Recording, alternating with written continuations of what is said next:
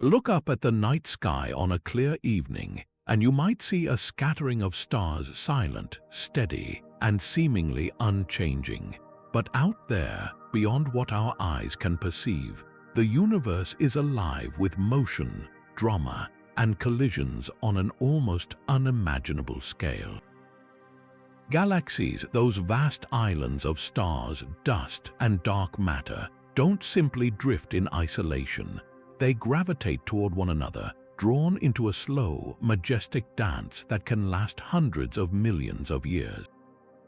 And in these cosmic encounters, something extraordinary happens. New structures are born, strange objects emerge, and the rules of galactic evolution are rewritten right before our eyes. Among the most stunning examples of this celestial ballet are the Mice Galaxies, officially known as NGC 4676A and B. Located about 300 million light-years away in the constellation Coma Berenices, this pair of spiral galaxies is caught in a gravitational embrace so intense that long tidal tails of stars and gas have been stretched out between them, giving the system its nickname, as these streaming arcs resemble the tails of two fleeing mice. It's a sight that captures both the violence and the beauty of the universe, a snapshot of a moment in a billion-year process that will eventually see these two galaxies merge into one. And within this spectacular collision, astronomers have uncovered something even more remarkable, a host of strange, puzzling objects that defy easy explanation. From superstar clusters shining with the light of millions of suns, to rogue black holes wandering through tidal debris, and enigmatic radio sources that flare without warning, each one tells a part of the story of how galaxies evolve, interact, and create new worlds. Over the course of this video, we'll explore 30 of the most intriguing objects found within the Mice Galaxies, each one a piece of the puzzle, each one challenging what we thought we knew about the life cycles of galaxies. So join us as we dive deep into one of the most dynamic and mysterious regions of our universe, where creation and destruction walk hand in hand, and where every strange discovery brings us closer to understanding the cosmos itself. One of the most arresting features of the Mice Galaxies, visible even in deep field images, is that immense, graceful arc of light sweeping away from the larger galaxy. This is the primary tidal tail, a river of stars and gas over 200,000 light-years long, pulled into space by the immense gravitational forces of the galactic collision. It's a structure born from chaos, yet it possesses a surprising and almost unnatural symmetry. Current models of galactic dynamics tell us such tidal debris should be messy, fragmented, and disordered, but this tail forms a near-perfect arc, a clean curve defying expectations and hinting at underlying physics we are only beginning to grasp. Within this brilliant stream of stellar material lies the first of our 30 strange objects, an anomaly within the anomaly. Scattered along the length of the tail are brilliant blue star clusters shining with an intense, youthful light. Their very existence there is a profound puzzle. These regions are meant to be galactic graveyards, stretches of torn-apart material from the outer disks of the original galaxies, home to older, redder stars. The presence of these vibrant blue clusters indicates a massive and recent burst of star formation, a stellar nursery thriving in what should be a barren wasteland. It suggests that the violent act of the collision itself, the immense pressure and shock waves coursing through the ejected gas, actually triggered the birth of entirely new generations of stars far from the galactic cores. This forces us to reconsider where and how planets and potentially life could form, not in the quiet suburbs of a stable galaxy, but in the wild, untamed frontiers of intergalactic space. The pristine arc of the tail and its unexpected stellar nurseries present a double mystery that challenges the very simulations astrophysicists use to understand galactic mergers. When researchers try to recreate the Mice Galaxies in supercomputers, they often struggle to produce a tidal tail that is both as long and as structurally coherent as the one we observe. Many models predict the tail should have dispersed more or formed a more disjointed plume of debris. The fact that it hasn't implies there are factors at play we haven't yet accounted for, perhaps involving the distribution of invisible dark matter within the original galaxies or the precise angle and speed of their initial encounter. This magnificent structure, therefore, is more than just a beautiful cosmic accident. It is a precise astronomical instrument, a measuring stick against which we test our theories of gravity, dynamics, and the hidden architecture of the universe itself. Yet for all its grandeur, the primary tail is only half the story. If we shift our gaze slightly, we encounter a feature that is, in many ways, even more baffling to astronomers: a second, fainter tidal tail streaming out from the smaller galaxy. This is the counter-tail, and its very existence and behavior present a mystery that cuts to the heart of our understanding of these cosmic collisions. According to sophisticated computer simulations of galactic mergers, this tail should not be where it is or moving in the direction that it is. The gravitational dynamics at play predict that the debris from the smaller galaxy should have been pulled in a completely different trajectory, swept up in the wake of the more massive partner. Instead, we see this defiant structure, a ghostly echo that seems to be breaking the rules. The plot thickens considerably when we analyze the stars that make up this mysterious counter-tail. One would logically expect it to be composed of similar material to the primary tail, a mixture of gas, dust, and stars torn from the outer disk of its home galaxy. But the reality is a head-scratching paradox. Spectroscopic analysis reveals a population of older, cooler red stars, which aligns with the expectation that tidal forces pry loose stars from the quieter, older suburbs of a galaxy. However, nestled amongst these stellar senior citizens are clusters of brilliant, hot, young blue stars shining with the intensity of recent birth. This combination is bizarre. It creates a stellar population paradox, a cosmic contradiction where ancient and infant stars coexist in a structure that itself shouldn't exist. This forces astronomers to ask a fundamentally new set of questions. How can vigorous star formation be triggered in a stream of material that is supposedly just ancient debris being flung into the void? The leading theory suggests that the countertail is not a simple, clean structure but a complex web of overlapping events. The initial gravitational pull that created it may have been far more violent and turbulent than models predict, compressing pockets of gas within the tail with such immense force that they collapse to form new stars almost instantly. Alternatively, the tail might not be a single coherent structure at all, but a chance alignment of multiple streams of debris from different stages of the collision, creating an optical illusion of unity that masks a far more complicated history. Each blue star cluster in that counter-tail is therefore a clue, a piece of evidence in an ongoing investigation into the most chaotic and creative forces in the universe. Stretching between the two galactic cores like a luminous highway in the void is one of the most active and perplexing structures in the entire system, the star-forming bridge. Unlike the long, sweeping tidal tails that reach away into intergalactic space, this bridge is a direct and turbulent link between the hearts of the colliding mice.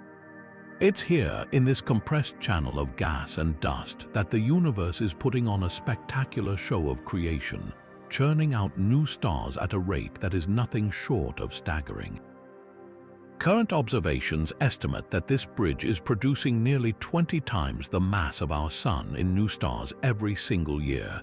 To put that immense figure into perspective, our own Milky Way galaxy, which is 10 times larger than either of the mice, forms only about 1 solar mass of new stars per year.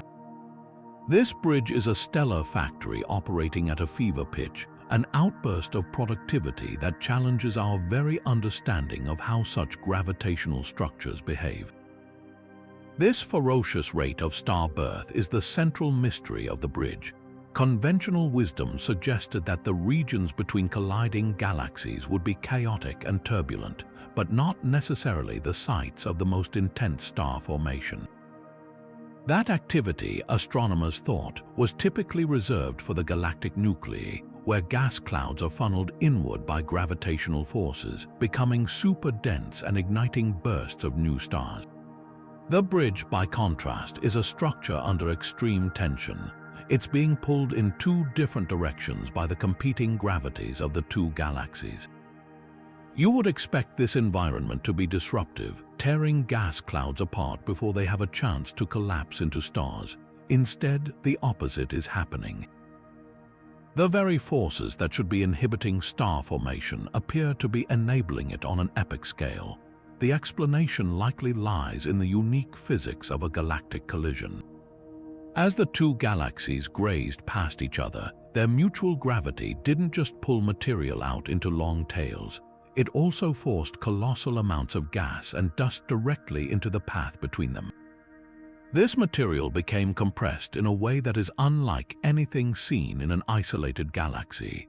Think of it like squeezing a snowball in your hands. The pressure forces the flakes together into a solid, dense core.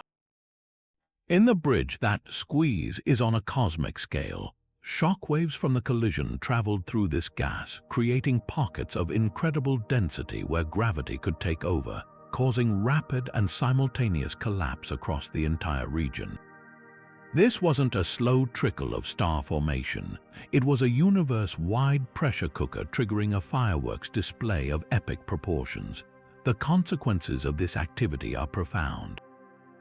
This bridge is not a transient or delicate structure. It is shaping the future of both galaxies. The incredible energy pouring out from millions of newborn, massive stars is heating the surrounding gas, driving powerful winds, and enriching the environment with heavy elements forged in stellar furnaces. This process is effectively building a new galactic component right before our eyes, a dense, massive, and vibrant region that will forever change the structure of the single, merged galaxy that the mice will eventually become. It stands as a powerful testament to the fact that in the cosmos, destruction and creation are two sides of the same coin, and the most violent events can give rise to the most brilliant light. While the swirling chaos of stars, gas, and brilliant new clusters paints a vivid picture of the Mice Galaxies, it represents only a tiny fraction of the actual mass in the system. The vast majority of the material holding these colliding galaxies together is completely invisible to our telescopes, the enigmatic substance we call dark matter. Each galaxy is thought to be embedded within a massive, spherical halo of this mysterious material, and it's the gravitational pull of these halos that largely dictates how the entire merger unfolds. However, when astronomers set out to map the dark matter in the mice using the natural phenomenon of gravitational lensing, they uncovered a profound and deeply puzzling discrepancy that challenges our most fundamental assumptions about how the universe works. Gravitational lensing is a powerful tool that allows scientists to literally weigh the unseen. It works by observing how the immense gravity of a foreground object, like a galaxy cluster, bends and distorts the light from more distant galaxies behind it, acting like a cosmic magnifying glass. In the case of the mice, researchers meticulously measured these subtle distortions to create a map of the total mass distribution, both visible and dark. The resulting map should have shown a relatively smooth and symmetric dark matter halo, roughly centered on the visible bulk of the galaxies, but that's not what they found at all. Instead, the dark matter appears to be distributed in a lopsided, asymmetric halo, with its center of mass significantly offset from the visible stars and gas. It's as if the invisible skeleton of the galaxy is out of alignment with its luminous body. This misalignment presents a serious problem for our current models of physics. The prevailing theory, known as the cold dark matter model, has been incredibly successful at explaining the large-scale structure of the universe, but it operates on a key principle that dark matter only interacts through gravity. It shouldn't slam into itself or feel friction like normal matter does. During a collision, the clouds of gas and dust in the galaxy should slow down and get left behind, while the dark matter halos, unaffected, should simply pass through one another and keep going. The asymmetric halo in the mice suggests something different might be happening. The offset implies that the dark matter might somehow be lagging behind, almost as if it did experience some kind of drag or interaction during the galactic collision, a possibility that standard physics doesn't allow for. This leaves scientists with two equally intriguing possibilities to explore. The first is that we are seeing the effects of unknown properties of dark matter itself. Perhaps certain theoretical variants like self-interacting dark matter or fuzzy dark matter are correct. These models propose that dark matter particles can, in fact, interact with each other through forces other than gravity, which would create friction and cause the halo to behave more like the visible material, potentially explaining the offset. The second, even more mind-bending possibility is that there's nothing wrong with our model of dark matter, but instead there is a flaw in our understanding of gravity itself. Alternative theories to Einstein's general relativity, such as modified Newtonian dynamics or MND, propose that gravity works differently on enormous scales, and that what we're seeing isn't an invisible matter halo at all, but the signature of a new gravitational law. The dark matter halo discrepancy in the Mice Galaxies is far more than a minor anomaly. It is a critical piece of evidence in one of the biggest debates in modern cosmology. This single observation from this one spectacular collision forces us to question the very nature of the majority of matter in the universe and the fundamental force that governs its behavior. It reminds us that for all our knowledge, the cosmos still holds profound mysteries that can reshape our understanding of reality itself. Moving from the invisible grip of dark matter to the brilliant, high-energy fireworks of the cosmos, we find another profound anomaly at the very heart of the collision. When astronomers pointed the Chandra X-ray Observatory toward the northern galaxy of the Mice pair, they expected to see a familiar celestial landscape. What they found instead was a scene of such intense and concentrated violence that it defies everything we know about how these systems operate. The region is absolutely overflowing with ultra-luminous X-ray sources, or ULCs, to a degree that is utterly unprecedented. These are not your typical stellar objects. Each ULX is a beacon of intense X-ray radiation, often outshining 1 million suns, and their sheer density in this one area creates an overdensity that existing models simply cannot account for. To understand why this is so baffling, we need to know what a ULX typically represents. In a calm, ordinary galaxy like our Milky Way, an ultra-luminous X-ray source is a rare gem. Most are thought to be X-ray binary systems, where a compact object like a neutron star or a stellar mass black hole is locked in a tight orbit with a companion star. The immense gravity of the dense object strips material away from its partner, funneling it into an incredibly hot, whirling disk of accretion. As this superheated plasma spirals inward, it releases unimaginable amounts of energy, primarily in the high-frequency X-ray part of the spectrum. Finding one of these is noteworthy. Finding a small handful in a galaxy is unusual, but in the northern Mouse, they are not just present. They are crammed together in a spectacular, overcrowded population that outnumbers predictions by a staggering factor of 3. This extreme concentration points to a fundamental link between the galactic collision and the formation of these powerful engines. The merger has created the perfect storm of conditions for their birth. The immense shock waves and pressure from the collision have triggered a frenzy of star formation, yielding a vast number of massive, short-lived stars. These stars burn bright and die young in spectacular supernova explosions, leaving behind a dense graveyard of neutron stars and black holes. At the same time, the gravitational turmoil of the merger has thrown stellar orbits into chaos, dramatically increasing the chances that these newly formed compact objects will capture a binary companion and begin their vampiric feast. It's a cosmic chain reaction where the violence of the collision directly seeds the environment for even more violent and energetic phenomena. Yet, even this perfect storm may not be the full story. The sheer brightness of some of these sources pushes against the theoretical limits for accretion onto stellar mass black holes. This has led to a tantalizing hypothesis. Perhaps we are not just seeing more of the same old objects, but an entirely new class of phenomenon unique to these collisional environments. One compelling idea is that we are witnessing intermediate mass black holes in the act of feeding.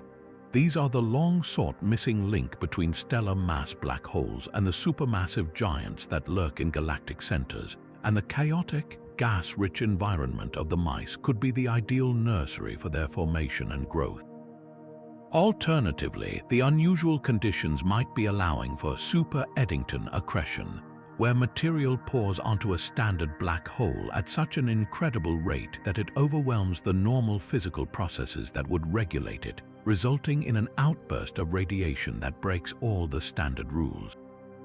The X-ray binary over density is more than just a list of strange objects. It is a natural laboratory for studying some of the most extreme physics in the universe. Each point of intense light on that X-ray map is a probe, allowing us to test our theories of gravity, accretion, and stellar evolution under conditions we could never hope to recreate on Earth. This dazzling, violent cluster of energy is a direct product of the galactic collision, a signature of the creativity that emerges from chaos, and a powerful reminder that when galaxies meet, the consequences reverberate across the entire spectrum of light. Among the most dramatic possibilities emerging from such a violent merger is the fate of the supermassive black holes that almost certainly anchored the centers of the original galaxies. Conventional wisdom holds that as two galaxies merge, their central black holes will eventually sink to the new common center, drawn together by a process known as dynamical friction, and finally merge themselves in a cataclysmic event that sends gravitational waves rippling across the universe. But the Mice Galaxies may be telling a different, far more thrilling story.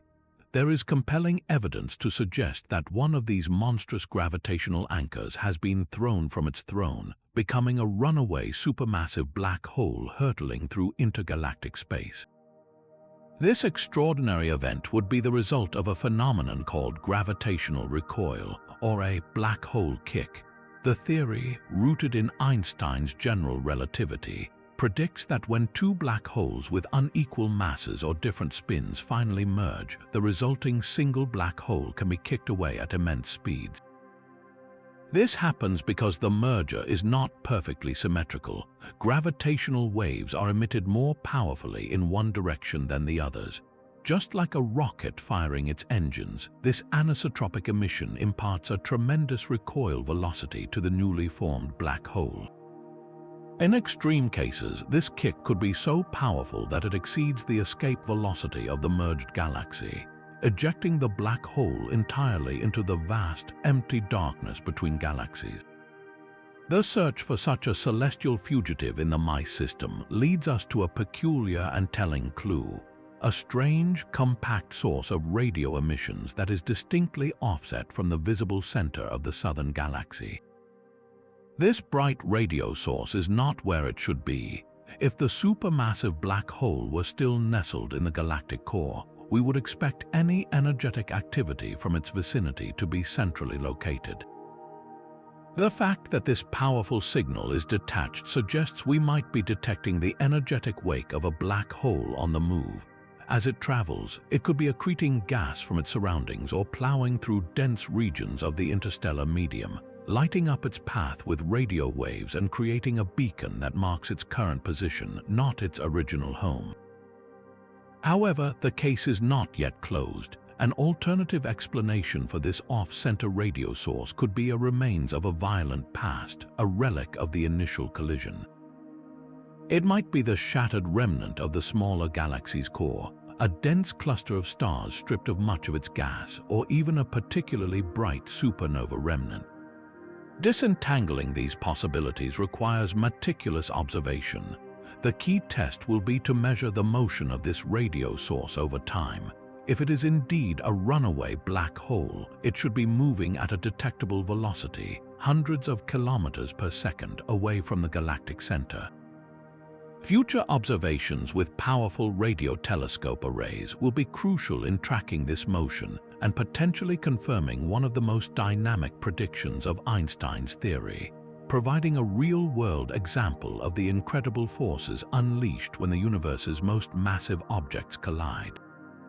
Deep within the sprawling tidal debris of the Mice, far from the brilliant star-forming bridge and the chaotic galactic cores, another mystery was quietly hiding its immense power. It was only when astronomers turned the sensitive infrared eyes of the Spitzer Space Telescope toward the system that this object revealed its true nature. A single, incredibly bright knot of light glowing with the thermal radiation of warm dust.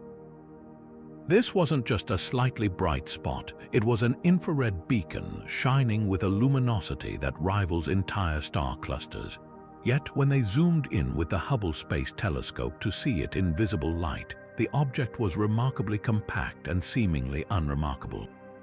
This disconnect between its incredible infrared energy and its modest visible appearance created a classic astronomical puzzle, forcing experts to ask a fundamental question: just what are we looking at? The most logical initial explanation was that this knot was a superstar cluster, a common feature in colliding galaxies where millions of stars are born in a single, frantic burst. These clusters are known to be brilliant infrared sources because they are filled with hot, young, massive stars that bathe their surrounding cocoons of dust in intense ultraviolet light, causing the dust to glow warmly. However, the numbers simply didn't add up. The total infrared energy pouring out of this object was an order of magnitude too high for even the most massive and dense known star clusters. It appeared to be producing more energy than an entire globular cluster, yet it was packed into a space far too small to be considered a nascent dwarf galaxy. It occupied a bizarre middle ground, an outlier that fit neatly into neither category. This left astronomers with a handful of intriguing and some truly exotic possibilities. One compelling theory is that we are witnessing the coming of age of a particularly monstrous superstar cluster, one so incredibly dense and active that it represents a new extreme in stellar population physics.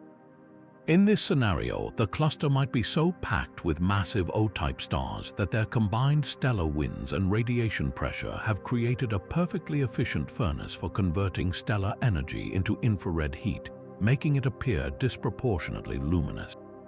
Alternatively, the object could be the site of a recent and incredibly concentrated burst of star formation that is so young its most massive stars haven't even emerged from their thick, obscuring dust shrouds yet, meaning we are seeing almost all of its light reprocessed into infrared radiation.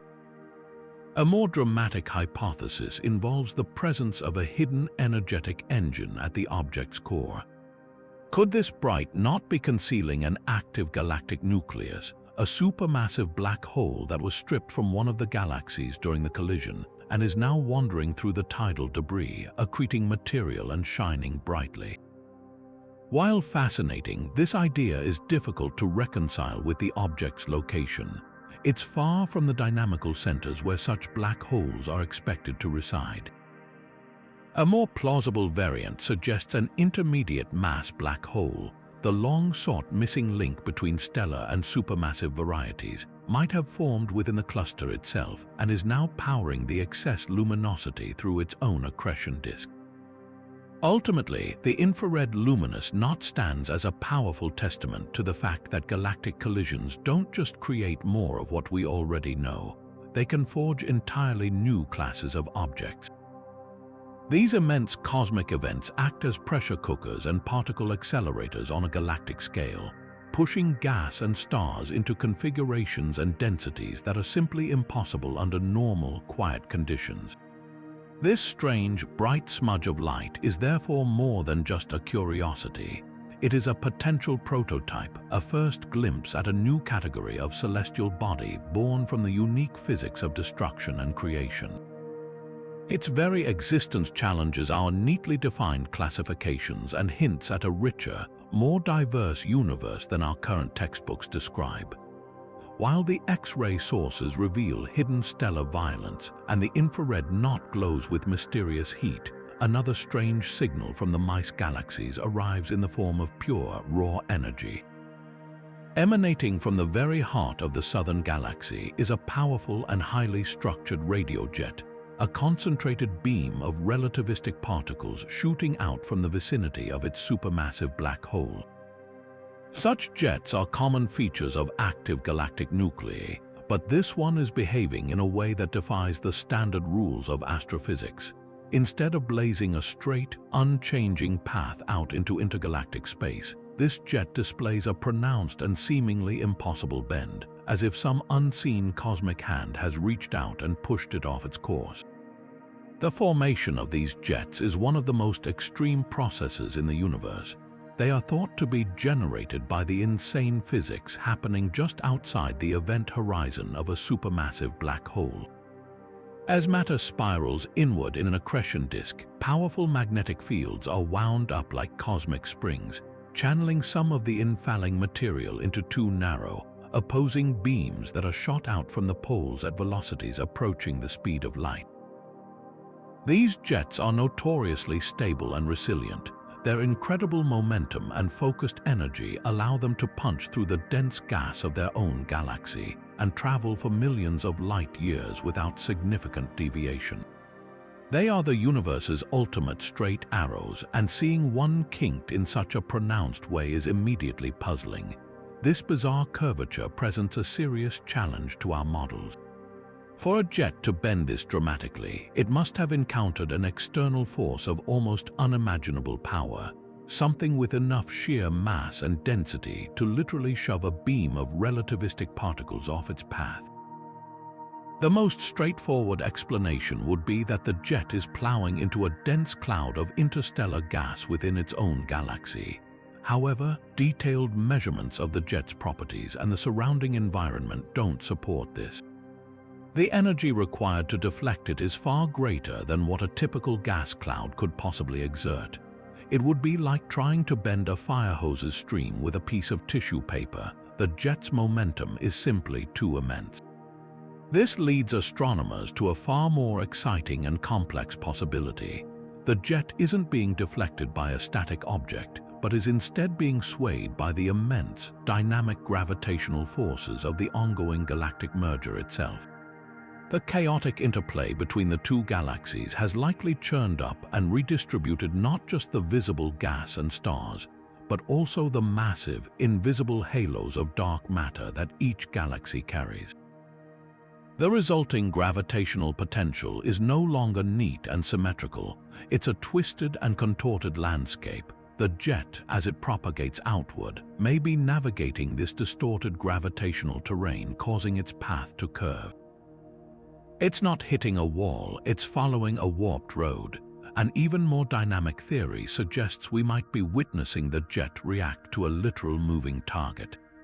If the supermassive black hole at the heart of the southern galaxy is itself in motion, perhaps wobbling chaotically after a close encounter with its counterpart or even beginning a slow recoil from a previous merger, the jet's launch point is no longer stationary. Imagine a lighthouse on a speeding boat. The beam of light would appear to sweep and curve from the perspective of a distant observer. A precessing or moving black hole could create a similar effect, with the jet's point of origin shifting over time and creating the illusion of a bend in a single, steady stream. The bent radio jet is far more than a cosmic curiosity. It is a unique diagnostic tool.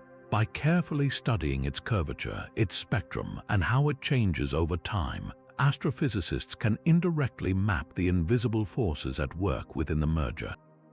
This single anomalous structure allows us to probe the distribution of dark matter, the stability of the black hole engine, and the density of the interstellar medium in a way that direct observation never could. It transforms from a mere object of study into a natural instrument, revealing the hidden physics of galactic collisions through its own defiance of expectation. Floating in the vast expanse between the two colliding galaxies, far from the brilliant chaos of the cores and the sweeping arcs of the tidal tails, lies a cosmic enigma that seems to defy the very timeline of stellar evolution.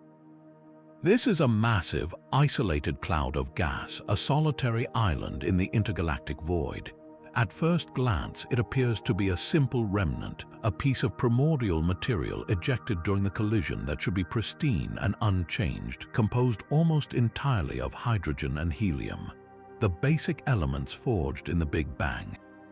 But when astronomers analyzed its spectral signature, they were met with a result so confounding it forced a complete re-evaluation of what is possible in these dynamic environments.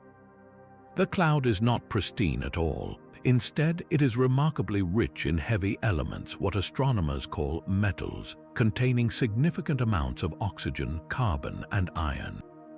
This discovery strikes at the heart of a fundamental principle in astronomy, the concept of stellar generations. The universe began with only the lightest elements.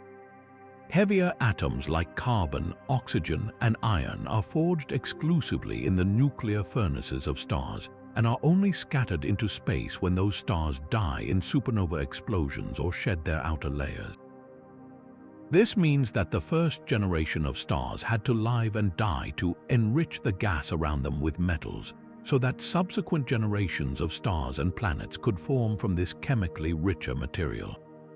Our own Sun, for instance, is considered a population 1 star, meaning it is metal-rich and belongs to a later generation.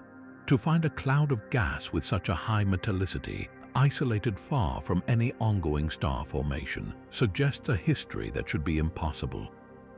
It implies that an entire cycle of star birth, life, and explosive death happened within this cloud or very nearby, in an astonishingly short period of time, and in a location seemingly devoid of the necessary conditions. The central puzzle is the mechanism for this rapid enrichment. How did this cloud, which was likely only recently ejected from the outer disk of one of the galaxies, become so chemically complex so quickly? One compelling theory points to the unique violence of the galactic collision itself. The initial close pass of the two galaxies may have triggered a tremendously powerful but short-lived burst of star formation within the cloud's progenitor region. This would have created a population of incredibly massive hot stars. These stellar behemoths live fast and die young, with lifetimes measured in only a few million years. They would have exploded as supernova almost in unison, like a synchronized stellar fireworks display, flooding the surrounding gas cloud with a sudden, immense wave of newly forged heavy elements before the cloud was even ejected into intergalactic space by the ensuing tidal forces. An alternative and even more fascinating possibility is that the cloud is not a bystander but an active participant. It might be acting as a cosmic magnet, sweeping up metal-rich debris that is being blown out from the intense star-forming regions in the galactic bridge and caused by powerful stellar winds. In this scenario, the cloud is a traveling reservoir, collecting the enriched ashes of countless stellar explosions from across the entire merger system. This would make it a unique chemical repository, a single location where the blended elemental output of the entire galactic collision is being stored and preserved for future study. Its high metallicity is then not a mystery of local creation, but a testament to its role as a collector of galactic fallout. The implications of this metal-rich cloud extend far beyond this single collision. It challenges the traditional, slow-paced narrative of galactic chemical evolution, suggesting that in the extreme environments of merging galaxies, the process of enriching the cosmos with the building blocks of planets and life can be accelerated on a breathtaking scale. This cloud is a smoking gun, evidence that the chaotic dance of galaxies can seed their surroundings with complex elements almost instantaneously on a cosmic timescale.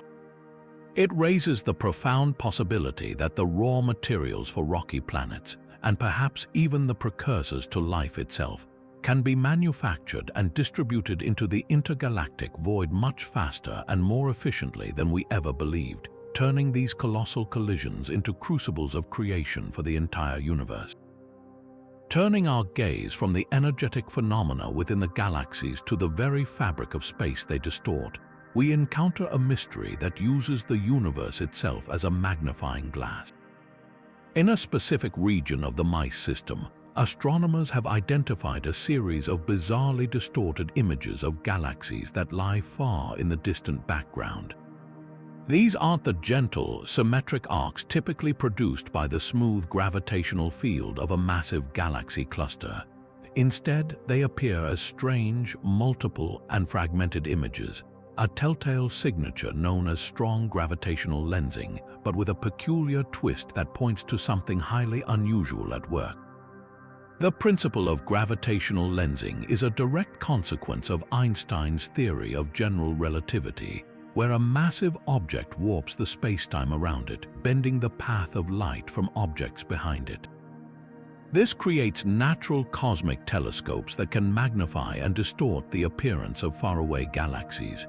Normally, this effect is caused by a large, visible aggregate of matter, like a cluster of hundreds of galaxies. In the mice, however, the lensing effect is isolated and incredibly sharp, implying the presence of a single, immensely dense and compact concentration of mass, a gravitational lens candidate of an entirely different nature. The core of the mystery lies in the fact that this powerful lens has no obvious optical counterpart. When astronomers look at that exact spot with the Hubble Space Telescope or other optical observatories, they see nothing but empty space or, at best, a few faint stars. This creates a profound contradiction. The light from the background universe is being bent as if by a massive object, yet our eyes and instruments detect no source for that gravitational pull. This is the classic signature of dark matter, but in a configuration that is deeply puzzling. The lensing pattern suggests the mass is not part of the large, diffuse dark matter halo surrounding the galaxies, but is instead a tiny, incredibly dense knot of it, a clump of pure, invisible mass floating in the void. This observation thrusts us into the forefront of one of cosmology's greatest debates, the nature of dark matter itself. The leading model, cold dark matter, predicts that dark matter should form countless such subhalos, smaller clumps of dark matter that orbit within the larger halo of a galaxy. However, many simulations suggest these subhalos should be too low in mass to produce the strong, sharp lensing effect we see here. The fact that we appear to have found one that can create a thrilling tension. It could mean our simulations need adjusting, and that dark matter clumps are more massive and dense than we thought. Alternatively, it could be a spectacular piece of evidence for an even more exotic explanation. One such exotic possibility is that this lens is not a clump of dark matter at all, but a primordial black hole. These are not black holes formed from dead stars, but hypothetical entities thought to have been created in the unimaginable density of the universe's first second after the Big Bang. They could range in size from a mere asteroid to hundreds of solar masses. A primordial black hole with a mass several dozen times that of our Sun would be completely black against the darkness of space, yet its gravitational pull would be more than enough to severely distort the light of background galaxies, creating exactly the kind of strange, isolated lensing pattern observed. The galactic collision might have nothing to do with its creation, but everything to do with its discovery. The merger's turbulence could have hurled it into a perfect position for us to witness its effects. Distinguishing between a dark matter subhalo and a primordial black hole is a monumental challenge that requires patient, long-term observation. The key will be to watch the lensing pattern over years or even decades. A dense, point-like mass like a black hole would create a lensing effect that changes more rapidly as it moves across our line of sight. A larger, more spread-out clump of dark matter would create a more stable distortion. This tiny patch of distorted sky therefore becomes a natural laboratory for testing fundamental physics. It offers a rare opportunity to probe the particle nature of dark matter, or to find the first conclusive evidence for the existence of primordial black holes, which themselves are a candidate for explaining the dark matter mystery. This gravitational lens candidate, hidden in plain sight, demonstrates how the cosmic collision of the Mice Galaxies does more than just create new objects, it also unveils hidden ones. By churning up the galactic environment, the merger has strategically placed this invisible anchor in just the right spot for its gravitational influence to be written across the light of the distant universe. It acts as a cosmic signpost, pointing us toward a deeper understanding of the most elusive substances and forces that shape our reality. Nestled within the grand, sweeping arc of the primary tidal tail, a brilliant blue smudge of light presents what might be the most profound example of creation emerging from destruction. This object, shining with the distinct azure hue of hot, young stars, is far more than just another star cluster. Its size, luminosity, and isolated location suggest we could be witnessing a cosmic birth in progress, the early, raw formation of an entirely new galaxy, known as a blue compact dwarf from the scattered debris of the collision. This offers a spectacularly rare chance to observe a process astronomers have long theorized about but have rarely caught in the act. Blue compact dwarf galaxies are enigmatic entities throughout the universe. They are small, faint galaxies that are undergoing an extreme burst of star formation, causing them to shine with an intense blue light that belies their diminutive size. For decades, a central question has persisted. Where do these small, isolated starburst galaxies come from? One leading theory proposed that they could form in situ from pockets of primordial gas that never became part of larger galaxies. Another, more dramatic idea suggested they are born from the material ejected during violent encounters between massive galaxies. The object in the mice tail provides the most compelling evidence to date for this second, extraordinary origin story. What makes this candidate so compelling is its combination of isolation and activity. It isn't simply a cluster of stars, it's a massive, self-gravitating cloud of gas and stars that has begun to collapse under its own weight. The gravitational forces of the galactic collision did not just throw this material out into the void. They provided the initial compression needed for the cloud to start coalescing into a distinct entity separate from its parent galaxies. Within this knot, the density of hydrogen gas is immense, creating the perfect conditions for a frenzy of star birth that is currently lighting it up like a cosmic beacon. This isn't a random scattering of stars, it's a coherent structure with its own internal dynamics, a potential galaxy in its own right taking its first breaths. The future of this nascent object hangs in a delicate balance, dictated by the unforgiving laws of physics. For it to truly become a long-lived, independent blue compact dwarf galaxy, it must meet one critical requirement: it must hold onto its gas. The very burst of star formation that makes it so bright and blue is also its greatest threat. Massive stars live short, violent lives and end in supernova explosions. If too many of these stars explode in quick succession, their combined energy could blow the remaining gas clear out of the fledgling galaxy's feeble gravitational grip. This would halt future star formation in its tracks, leaving behind only a dim, aging cluster of stars that would slowly fade into the darkness of intergalactic space. However, if the object has just enough mass, both invisible matter and a surrounding halo of dark matter to act as a gravitational anchor, it could survive this turbulent infancy. The dark matter is key. Its gravity would help trap the gas, allowing the galaxy to cycle through multiple generations of stars and evolve over billions of years. Determining whether this potential dwarf galaxy has this hidden mass is one of the primary goals of ongoing observation. By measuring the motions of stars within it, astronomers can weigh it to see if it possesses the heft needed for a long-term future. This single, bright blue knot is therefore a living laboratory for galactic evolution. It allows us to test our theories about how the smallest galaxies in the universe are born, not from the primordial soup of the Big Bang, but from the wreckage of colossal accidents.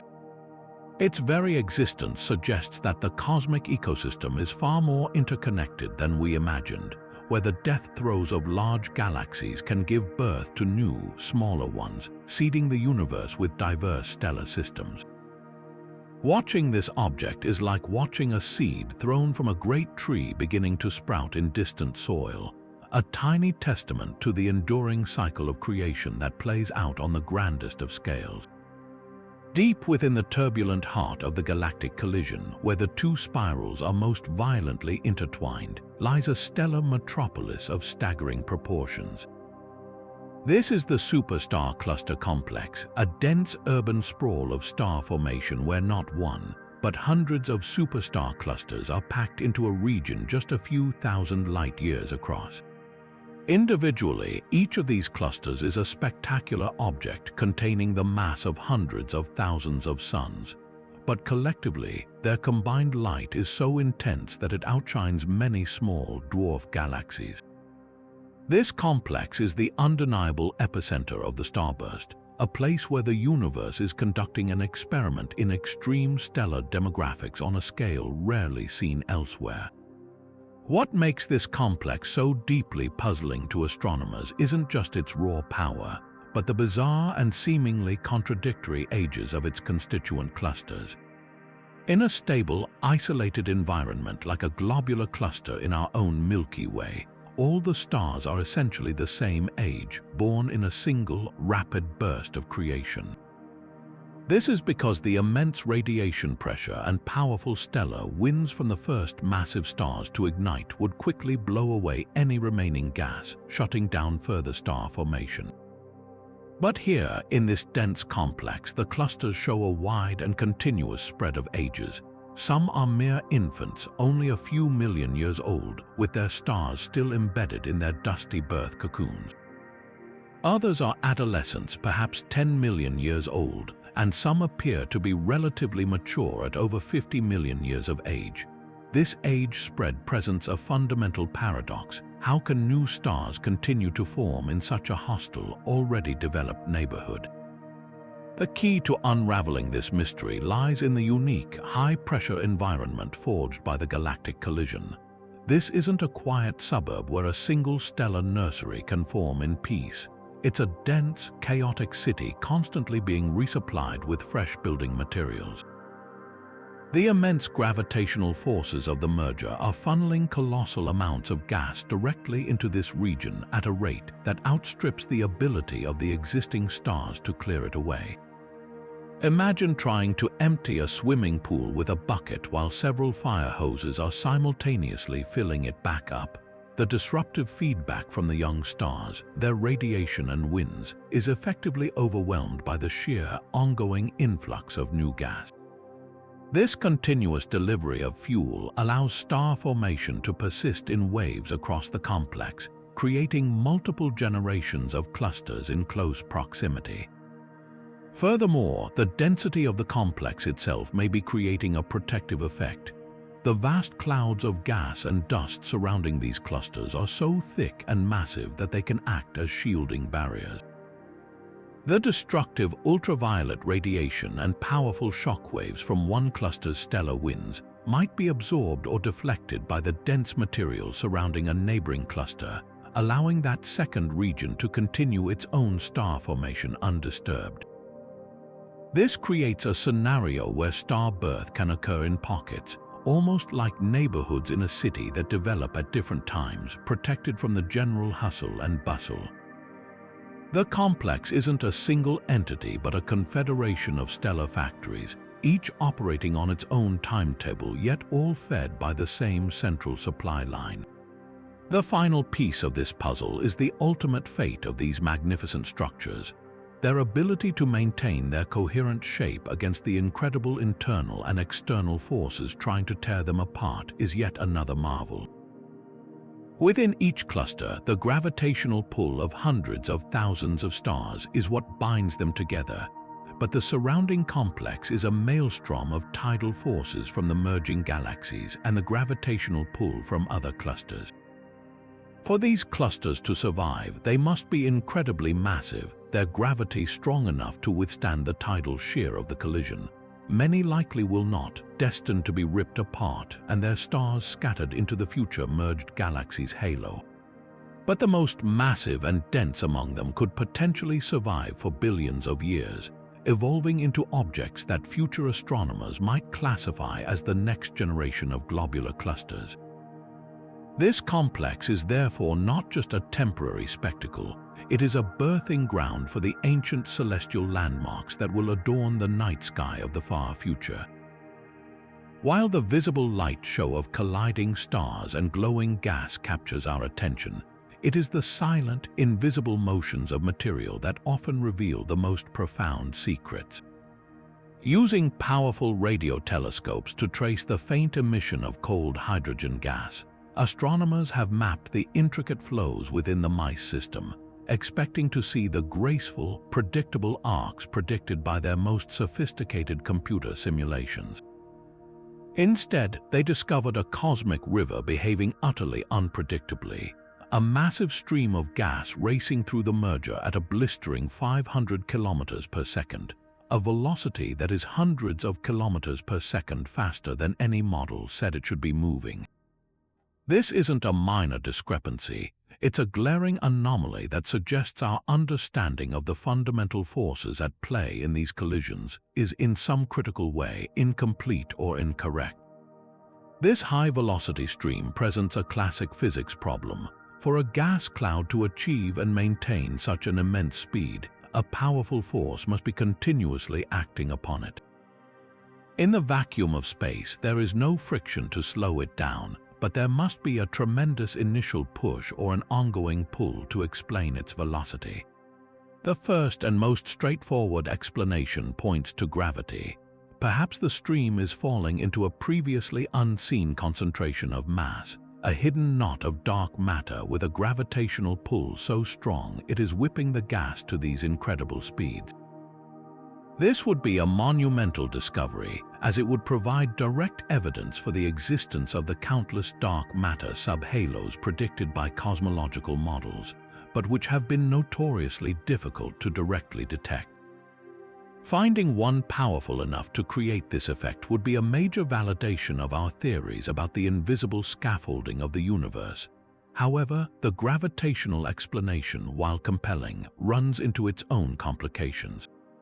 For a dark matter clump to exert this much influence, it would need to be extraordinarily massive and dense, located in just the right position to accelerate this specific stream. The odds of such a perfect alignment are low, and the resulting gravitational lensing signature it should produce has not been definitively observed. This forces astronomers to consider a far more radical possibility, that the force accelerating the gas is not gravitational at all, but is instead driven by immense pressure. The galactic collision is a maelstrom of energy filled with supernova explosions and the powerful stellar winds from millions of young, massive stars. The combined effect is like setting off countless bombs in a confined space, creating a pressure wave that could potentially blast this stream of gas outward like a bullet from a barrel. In this scenario, the gas isn't being pulled, it's being pushed by the raw, explosive feedback of the starburst itself. Yet, even this dramatic explanation may not fully account for the stream's precise behavior. The velocity is so specific and the stream's structure so coherent that it suggests a combination of factors might be at work. It's possible we are witnessing a rare confluence of events. The gas was initially given a kick by a concentrated burst of stellar feedback, and that momentum is now being amplified as it travels through a region of weaker, but still significant gravitational focusing from the broader dark matter distribution. Alternatively, the complex magnetic fields that are undoubtedly woven through the gas could be playing a role we don't yet understand, channeling and accelerating the material in ways that our current simulations simply do not account for. This single stream of fast-moving gas, invisible to optical telescopes, is therefore a critical diagnostic tool. It acts as a natural probe, its trajectory and speed serving as a direct measurement of the total forces, both seen and unseen, acting within the chaotic environment of the merger. By carefully tracking its motion and comparing it to refined models, astrophysicists can perform a form of cosmic forensics, working backward to determine what combination of gravity, pressure, and magnetism must be present to produce such a striking result. Its very existence is a challenge, a dare from the universe to look deeper and think more creatively about the complex interplay of physics that governs the evolution of galaxies. Peering into the brilliant, chaotic core of the northern galaxy, astronomers have uncovered a structural oddity that complicates the already dramatic narrative of this collision.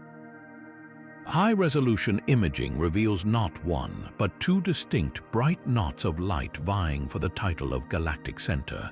This is the double nucleus mystery, a finding that suggests the story of the mice is far older and more complex than a simple two-galaxy encounter. It posits a thrilling possibility that one of the players in this cosmic dance may itself be the product of a previous, older merger, a galaxy that entered this current collision already carrying the scars of a violent past. The most straightforward explanation for this twin-peaked structure is a past galactic merger. Imagine a smaller dwarf galaxy was consumed by the larger spiral hundreds of millions of years before its current encounter with its partner. The supermassive black hole and dense central star cluster of that devoured dwarf would not be instantly assimilated. Instead, they would begin a long, slow orbital decay around the primary black hole, a process that can take billions of years. What we could be seeing now is a snapshot of this process, the two nuclei, the original and the captured, still circling each other as they are caught in the midst of an entirely new galactic collision. It's a case of celestial indigestion where the galaxy hasn't yet finished its previous meal before being thrown into another catastrophic encounter.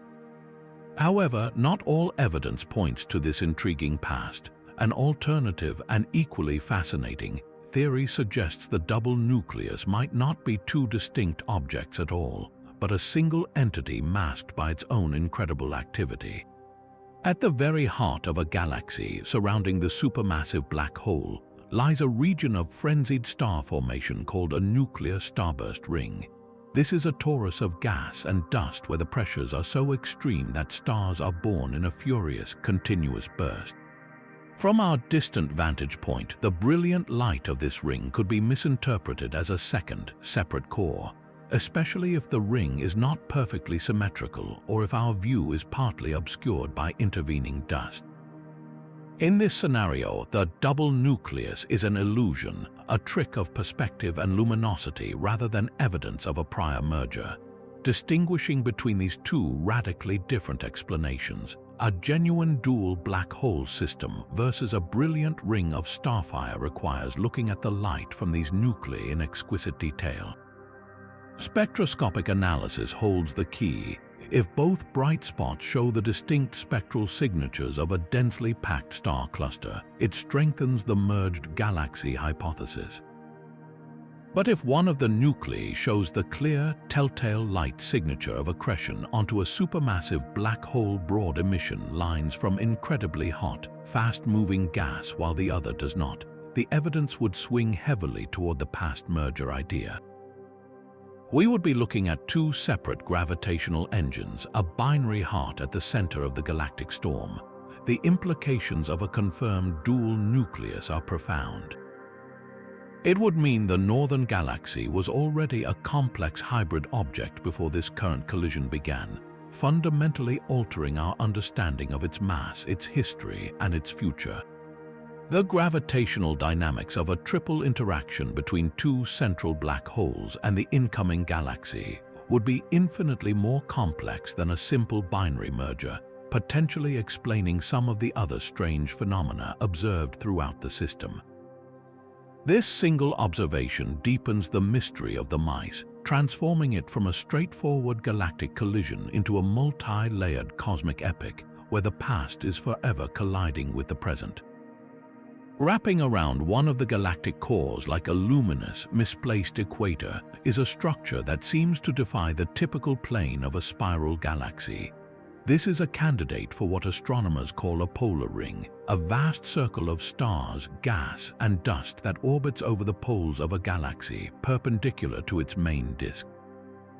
While a handful of stable polar ring galaxies have been identified in the universe, finding one in the midst of a violent collision is exceptionally rare. These rings are thought to be delicate, transient structures, and the chaotic gravitational environment of a merger should, in theory, tear them apart before they can even properly form. The mere suggestion of its presence in the mice offers a spectacular chance to witness the transfer of cosmic momentum on a grand scale in real time. The prevailing theory for how polar rings form involves a very specific type of galactic theft. A smaller galaxy, rich in gas, must make a near-perpendicular dive past the poles of a larger disk galaxy. As it does so, the larger galaxy's gravity strips the smaller one of its material, flinging the stolen gas and stars into a wide, looping orbit that aligns with the path of the ill-fated donor galaxy. This process is a stunning demonstration of the conservation of angular momentum. The orbital energy and direction of the infalling galaxy are imprinted onto the resulting ring. In the calm of intergalactic space, such a ring can persist for billions of years, but here in the mice we have a completely different situation, a major collision already in progress. The existence of a polar ring candidate here suggests that the two spiral galaxies themselves might be providing the raw material for this structure through their own violent interaction, a possibility that challenges the traditional accretion model. This potential ring isn't a clean, defined hoop of light. It's more of a warped, diffused disk of material that appears to be rotating at a sharp angle to the main galactic plane. Its very structure is a direct clue to the dynamics of the collision. The angle of this ring, if confirmed, effectively acts as a fossil record of the original trajectory of the two galaxies. By measuring its tilt relative to the main disk, astronomers can work backwards to calculate the precise angle at which the two spirals first encountered each other millions of years ago. It's a cosmic accident reconstruction where the debris pattern left in the sky allows us to determine the initial conditions of the crash. The ring's persistence amidst the turmoil is its own profound puzzle. The gravitational forces at play in a merger are immense and complex, with tidal pulls coming from multiple directions. For a structure as large and presumably fragile as a polar ring to begin coalescing, it suggests that the transfer of angular momentum from the orbital motion of the galaxies into the spin of this individual component has been incredibly efficient. It's as if the chaos of the collision has, in one specific region, found a strange and beautiful order, channeling material into this stable configuration even as everything else is being thrown into disarray. This forces astrophysicists to refine their simulations, which often struggle to produce such orderly structures from the randomness of a galactic collision. Perhaps the most exciting aspect of this candidate is its temporary nature. It is almost certainly a fleeting phenomenon. As the merger progresses over the next 100 million years, the gravitational pull of the second galaxy will continue to distort and disrupt this nascent ring. The same forces that are helping to create it will eventually be its undoing, likely pulling it apart and feeding its material into the growing stellar halo of the future merged galaxy. This makes our observation all the more precious. We are catching a cosmic structure at a very special moment in its life cycle. It's a brief, beautiful, and incredibly informative phase in the grand evolution of these galaxies, offering a unique window into how the fundamental physics of motion and gravity sculpt the universe on its largest scales.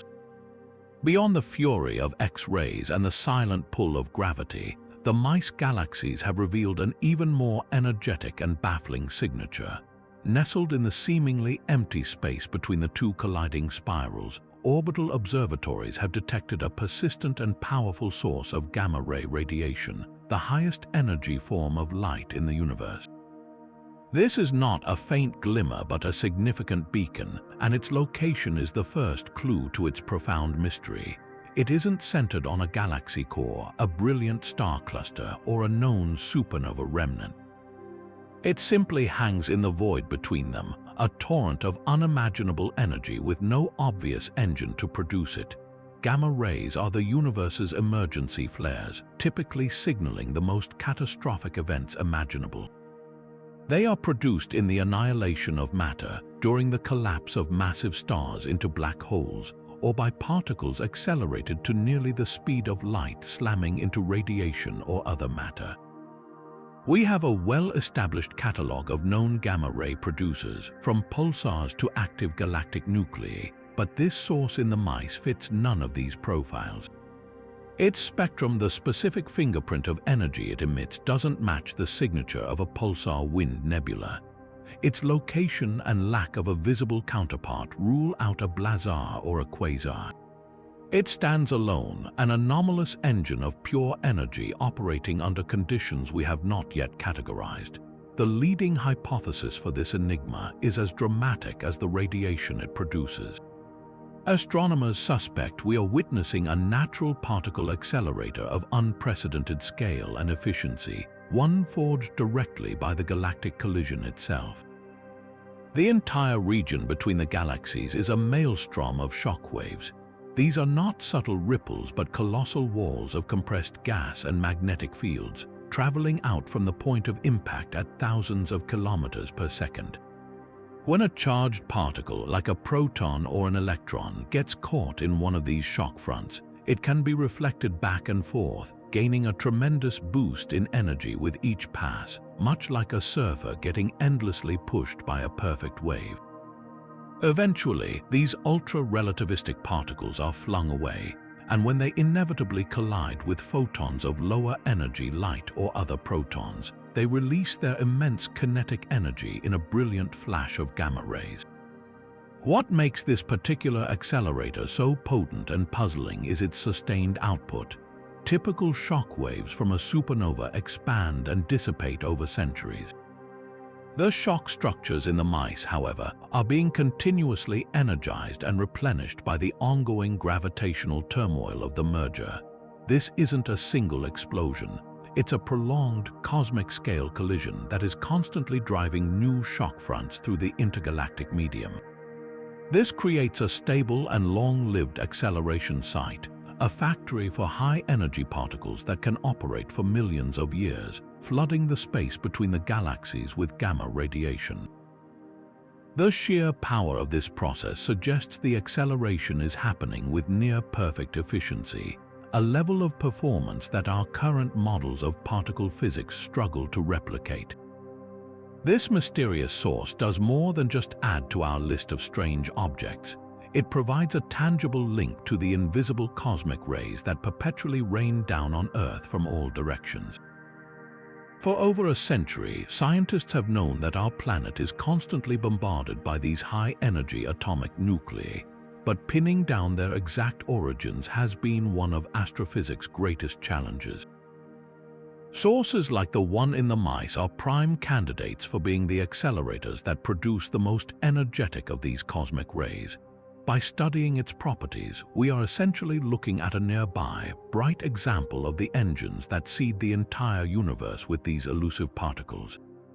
It transforms the empty space between the colliding galaxies from a passive backdrop into an active, high-energy physics laboratory, offering us a front-row seat to processes that are fundamental to the dynamics of the cosmos, yet impossible to recreate in any facility on Earth.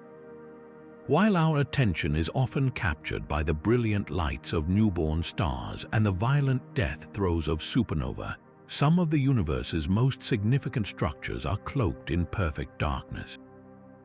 Drifting silently through the tidal streams of the Mice Galaxies is one such enigma, a vast, massive cloud of cold hydrogen gas, detected not by any visible glow but through the faint radio whispers of its atomic emissions.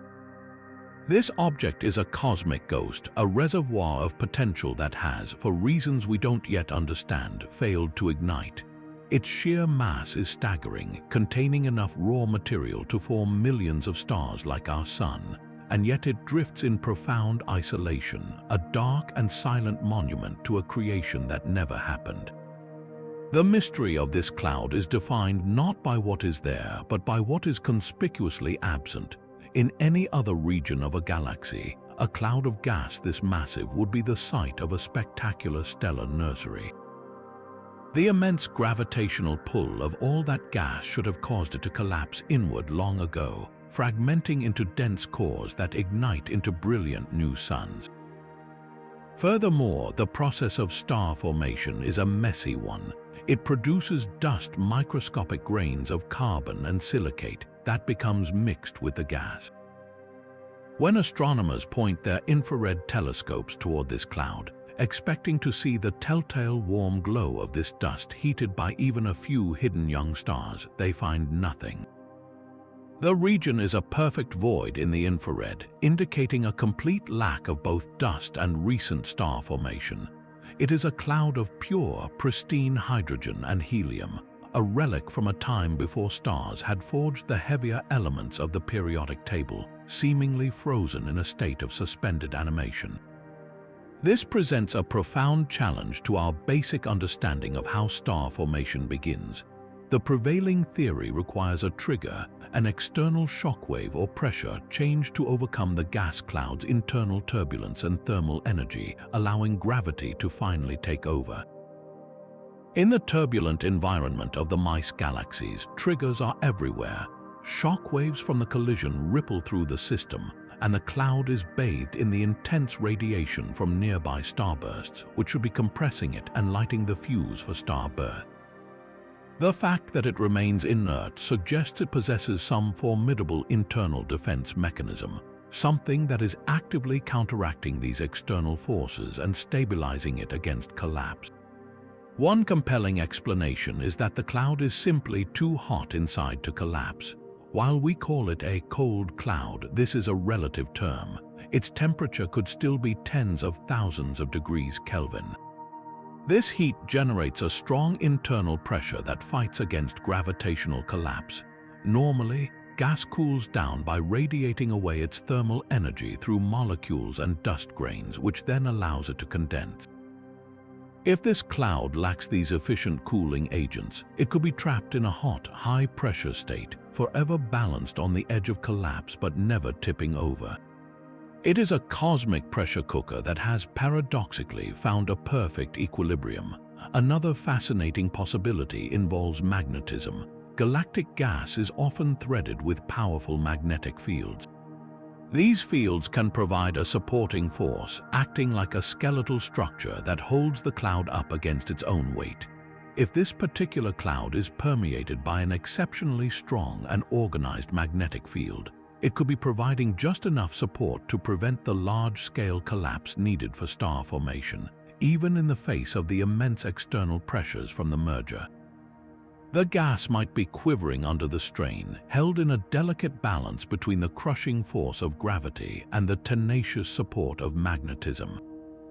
The most tantalizing question of all concerns the cloud's origin. Its pristine nature, lacking the enriched metals from previous generations of stars, suggests it may not have been torn from the galactic disks like the other tidal debris. Instead, it could be a rare surviving fragment of the primordial gas that surrounded galaxies in the early universe, a fossil cloud that has somehow remained untouched by the polluting deaths of stars for billions of years. The galactic collision may have dislodged it from a quiet halo of ancient material, suddenly casting it into the violent present where we now observe its paradoxical existence. This object is therefore more than just a failed nursery. It is a window into the pristine conditions of the early cosmos, a pocket of the ancient universe preserved within a modern cataclysm, offering us a unique sample of the raw materials from which the very first stars were born. At the very heart of the northern galaxy, a sleeping giant occasionally stirs. For the most part, the supermassive black hole anchoring this spiral appears quiescent, not actively consuming enough material to qualify its home as an active galactic nucleus or an. But then, something extraordinary happens. For brief, brilliant periods, the core of this galaxy erupts, flickering with the kind of intense, variable brightness that astronomers typically associate with quasars, the most luminous and energetic objects in the entire universe. These are not gradual changes, they are dramatic flares, sudden increases in brightness that can be observed across multiple wavelengths. This sporadic, quasar-like activity presents a fascinating puzzle, suggesting that the colossal engines at the center of galaxies can be switched on temporarily and violently by the external chaos of a collision. The difference between a quiet black hole and a brilliant quasar is simply a matter of food. A supermassive black hole is not inherently bright. It only shines when it is actively accreting or pulling in vast quantities of gas and dust. As this material spirals inward, it forms a superheated accretion disk, a whirlpool of plasma where friction and magnetic forces heat it to millions of degrees, causing it to glow with incredible intensity before it vanishes past the event horizon. In a stable galaxy like our Milky Way, the central black hole is on a strict diet, with little fuel making its way to the center to feed it. The sudden flaring in the northern Mouse indicates that this norm has been spectacularly disrupted, and the galactic collision is directly responsible for throwing a cosmic feast. The mechanism for this temporary activation is a direct consequence of the gravitational turmoil. As the two galaxies intertwine, their mutual gravity acts like a colossal spoon, stirring the once orderly orbits of stars and gas clouds within each disk. This stirring funnels enormous reservoirs of gas that were once orbiting peacefully in the outer disk directly toward the galactic center. It's a sudden and massive delivery of fuel dumped onto the black hole's doorstep all at once. This influx is so dense and rapid that the black hole cannot consume it calmly. It gulps it down in a frantic, messy feast, causing the accretion disk to flare up violently and output a tremendous surge of radiation. The galaxy's nucleus temporarily transitions from a quiet engine to a roaring quasar, all because a gravitational interaction millions of light years away sent a wave of gas rushing inward. What makes these episodes so scientifically valuable is their transient nature. They offer a rare opportunity to study the activation and feeding cycle of a supermassive black hole in real time, from a near-dormant state to a brilliant flare and back again. By monitoring the light curve of these outbursts, how quickly they brighten, and how long they last, astronomers can learn fundamental details about the black hole itself, such as its mass and spin rate, and the physics of the accretion process. A rapid brightening might suggest the black hole is snacking on a dense, discrete gas cloud, while a more sustained flare could indicate it is dining from a continuous stream of material. Each flare is a unique experiment, revealing the complex dynamics of how matter behaves under the influence of overwhelming gravity. This on-again, off-again activity also challenges the traditional classification of galaxies. We often think of them as either active or quiescent, a binary distinction. The northern galaxy in the Mice system defies this simple categorization. It is neither one nor the other, but exists in a fascinating hybrid state, flickering between identities based on the dynamic conditions of its environment. This suggests that a great many galaxies throughout the universe, perhaps even our own, may have experienced such violent periods of activity in their past, triggered by interactions with neighboring galaxies that have long since merged and faded from view. The quasar-like flares in the Mice are a powerful demonstration that a galaxy's central engine is not a static feature, but a dynamic one, deeply connected to and manipulated by the grand ballet of cosmic evolution. Far from the raging stellar nurseries and the brilliant glow of newborn stars, another, more subtle force weaves its way through the chaos of the Mice Galaxies, one that is completely invisible to the naked eye.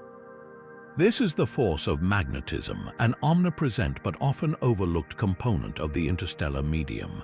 Galactic magnetic fields are typically weak, disorganized affairs, their tendrils tangled and chaotic like a ball of yarn after a cat has played with it. They are shaped by local events, the blast wave of a supernova, the wind from a massive star, and are not expected to maintain any large-scale, coherent structure, especially over the immense hundreds of thousands of light-year spans of the tidal tails. That's why the recent observations from radio telescopes are so deeply confounding. They reveal that the magnetic fields within the long tidal tails of the mice are not chaotic at all. Instead, they display a startling degree of alignment, their forces organized over breathtaking distances in a way that defies our current understanding of cosmic magnetohydrodynamics. This discovery strikes at the core of a fundamental principle in astrophysics, the concept of flux freezing, also known as Alfvén's theorem. This principle suggests that in a highly conductive plasma like the interstellar medium, magnetic field lines are effectively glued to the material.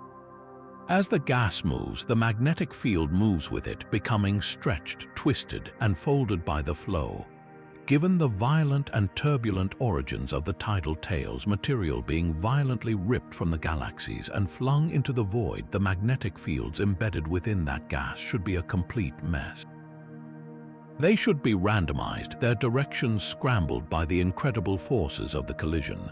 The fact that they have instead retained a surprising level of order, as if the fields were iron filings neatly arranged by a magnet, suggests that our models of how magnetism operates in these extreme environments are missing a crucial piece of the puzzle.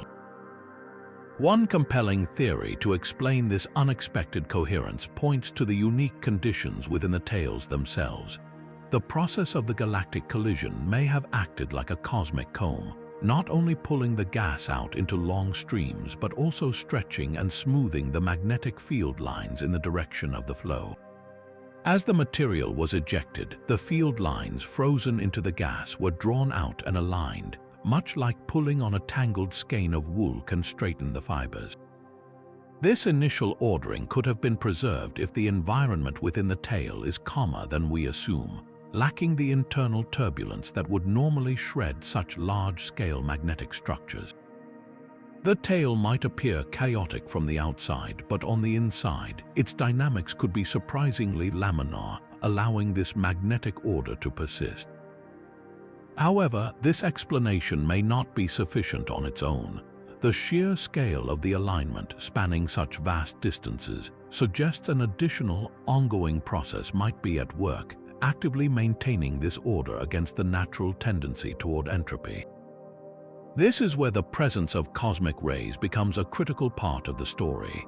Cosmic rays are high-energy protons and atomic nuclei that constantly zip through space, and they are known to interact strongly with magnetic fields spiraling along the field lines. A fascinating possibility is that the aligned magnetic field itself is acting as a channel or a waveguide for these particles. As the cosmic rays stream along these organized paths, their collective pressure and momentum could actually be reinforcing the field, preventing it from dissipating or becoming tangled. It's a powerful feedback loop. The field guides the rays, and the rays, in turn, help to sustain the field.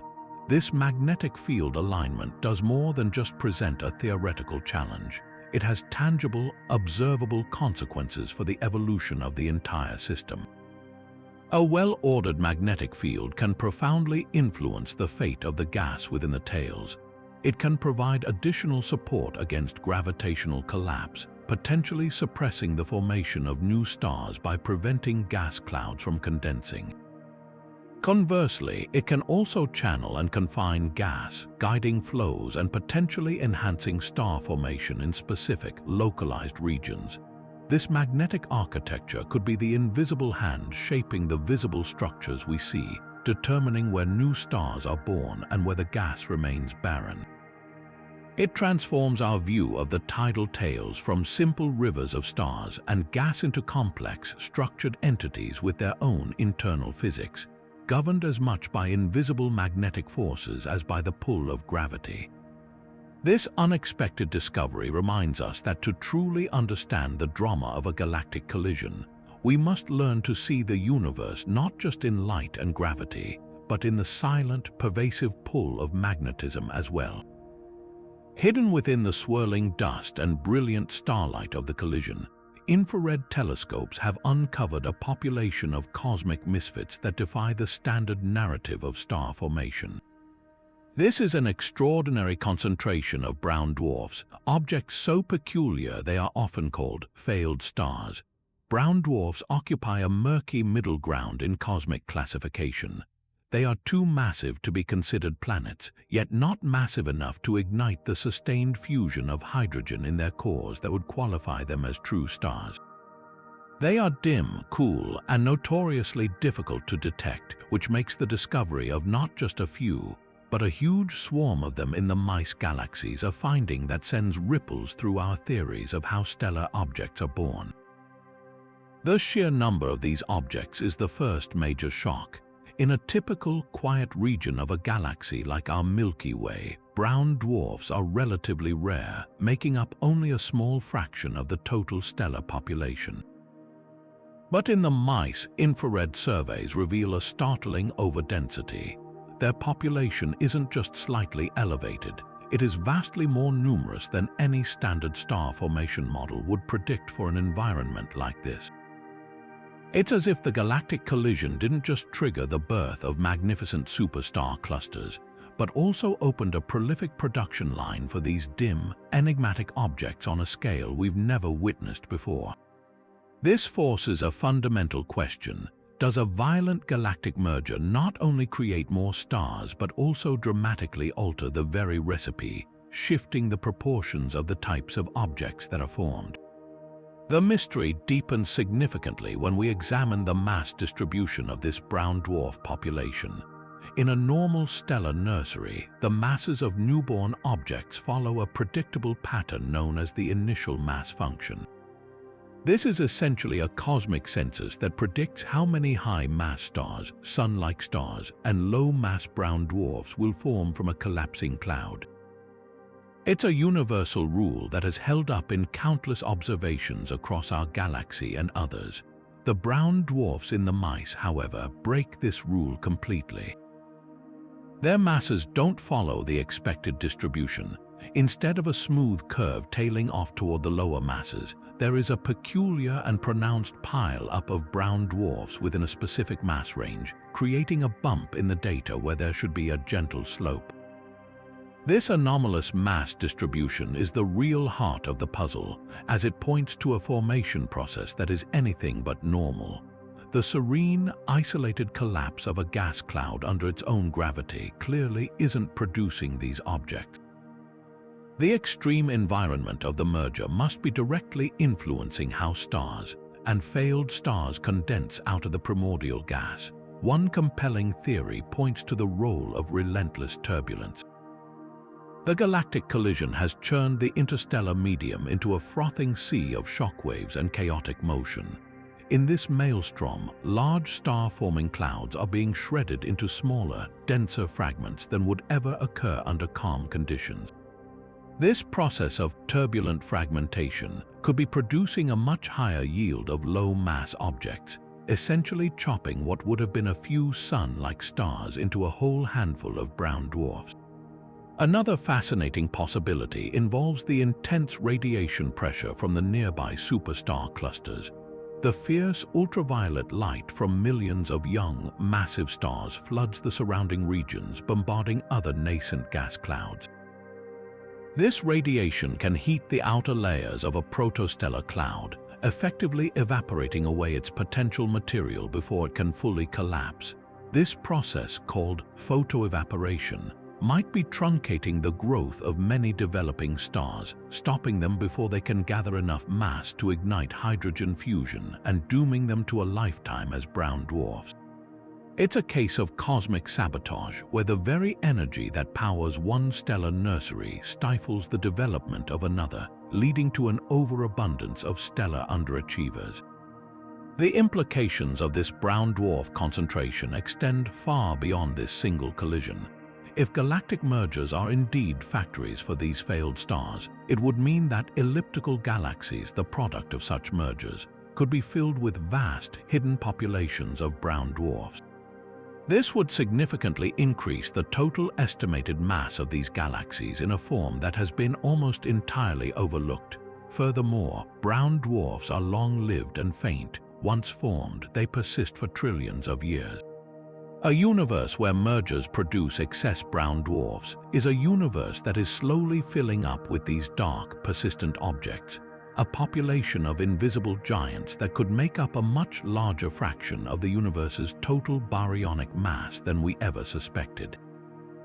This strange concentration in the mice is therefore a critical clue, suggesting that the most violent events in the cosmos don't just make more of what we expect, they can rewrite the recipe for building a solar system altogether. Suspended perfectly in the dark gulf between the two colliding spirals, a dense, spherical swarm of stars hangs like a cosmic pendant. This object bears all the hallmarks of a classic globular cluster, a tightly bound family of hundreds of thousands of ancient stars orbiting their common center of gravity. But its location is all wrong. Such clusters are typically found huddled in the halos of galaxies, gravitationally loyal to their parent system. Finding one adrift in the intergalactic void, seemingly unattached to either galaxy, immediately raises a profound question of origin. How did this ancient stellar city end up so utterly alone in the depths of space? The most logical explanation is that this cluster is a cosmic refugee, a structure that belonged to one of the original galaxies long before their current dance of destruction began. Billions of years ago, it would have orbited peacefully in the halo of its host. As the two galaxies began their close encounter, the immense and chaotic gravitational forces at play could have easily plucked the cluster from its orbit and flung it out into intergalactic space, a process known as tidal stripping. In this scenario, the cluster itself is not a product of the collision. It is a bystander, a piece of galactic debris ejected by the violence of the event. Its current, solitary position is a testament to the sheer power of the encounter, capable of hurling entire star systems into the abyss. However, this captivating story of interstellar eviction runs into a significant problem when we examine the cluster's stellar population. By analyzing the light from its stars, astronomers can estimate its age, and the results are staggeringly high. This cluster appears to be incredibly ancient, likely over 12 billion years old. This places its birth in the very early universe, a relic from the first few billion years after the Big Bang. This profound age is difficult to reconcile with the idea that it was recently ejected. The timing feels off. The current collision is a relatively recent event in cosmic terms, likely ongoing for only a few 100 million years. How could an object that has existed for over 12 billion years, orbiting stably in a galactic halo, only now be suddenly and violently expelled? It suggests the cluster may have already been on a very wide, unstable orbit, and the merger was simply the final nudge that set it free. This age discrepancy forces us to consider an even more extraordinary possibility, that this cluster did not form within a galaxy at all. The traditional view of cosmology holds that all globular clusters formed early in a galaxy's history from the dense gas clouds that were building the galactic halo. But what if that isn't the only way? Could the unique, high-pressure environment of the early universe have allowed some globular clusters to form in isolation, as independent islands in the void? This object, then, would not be a refugee but a native of intergalactic space, a rare survivor from a time when the universe was a different place, now just happening to be passing through the scene of a spectacular accident. A third, and perhaps most intriguing, theory is that the cluster is indeed a product of the collision, but not in the way we might think. Perhaps it wasn't ripped out, but instead is the remarkable result of a very specific and efficient mode of star formation. The initial gravitational shockwave of the galactic encounter may have compressed a massive, isolated cloud of primordial gas with such perfect spherical symmetry that it collapsed in one rapid, synchronized event, creating a dense, bound cluster in a single burst. This would be a fundamentally different formation path than the slow, steady building of a galaxy, a punctuated moment of creation that instantly forged an object which normally takes billions of years to evolve. If true, it would mean the cluster only appears old because it formed with a purely ancient-like stellar population in one go, a perfect replica of a much older object created in a geological instant.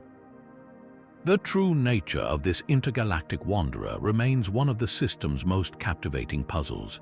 Its identity, whether it is a refugee, a primordial relic, or a miraculous birth, has profound implications for our understanding of how structures form in the universe.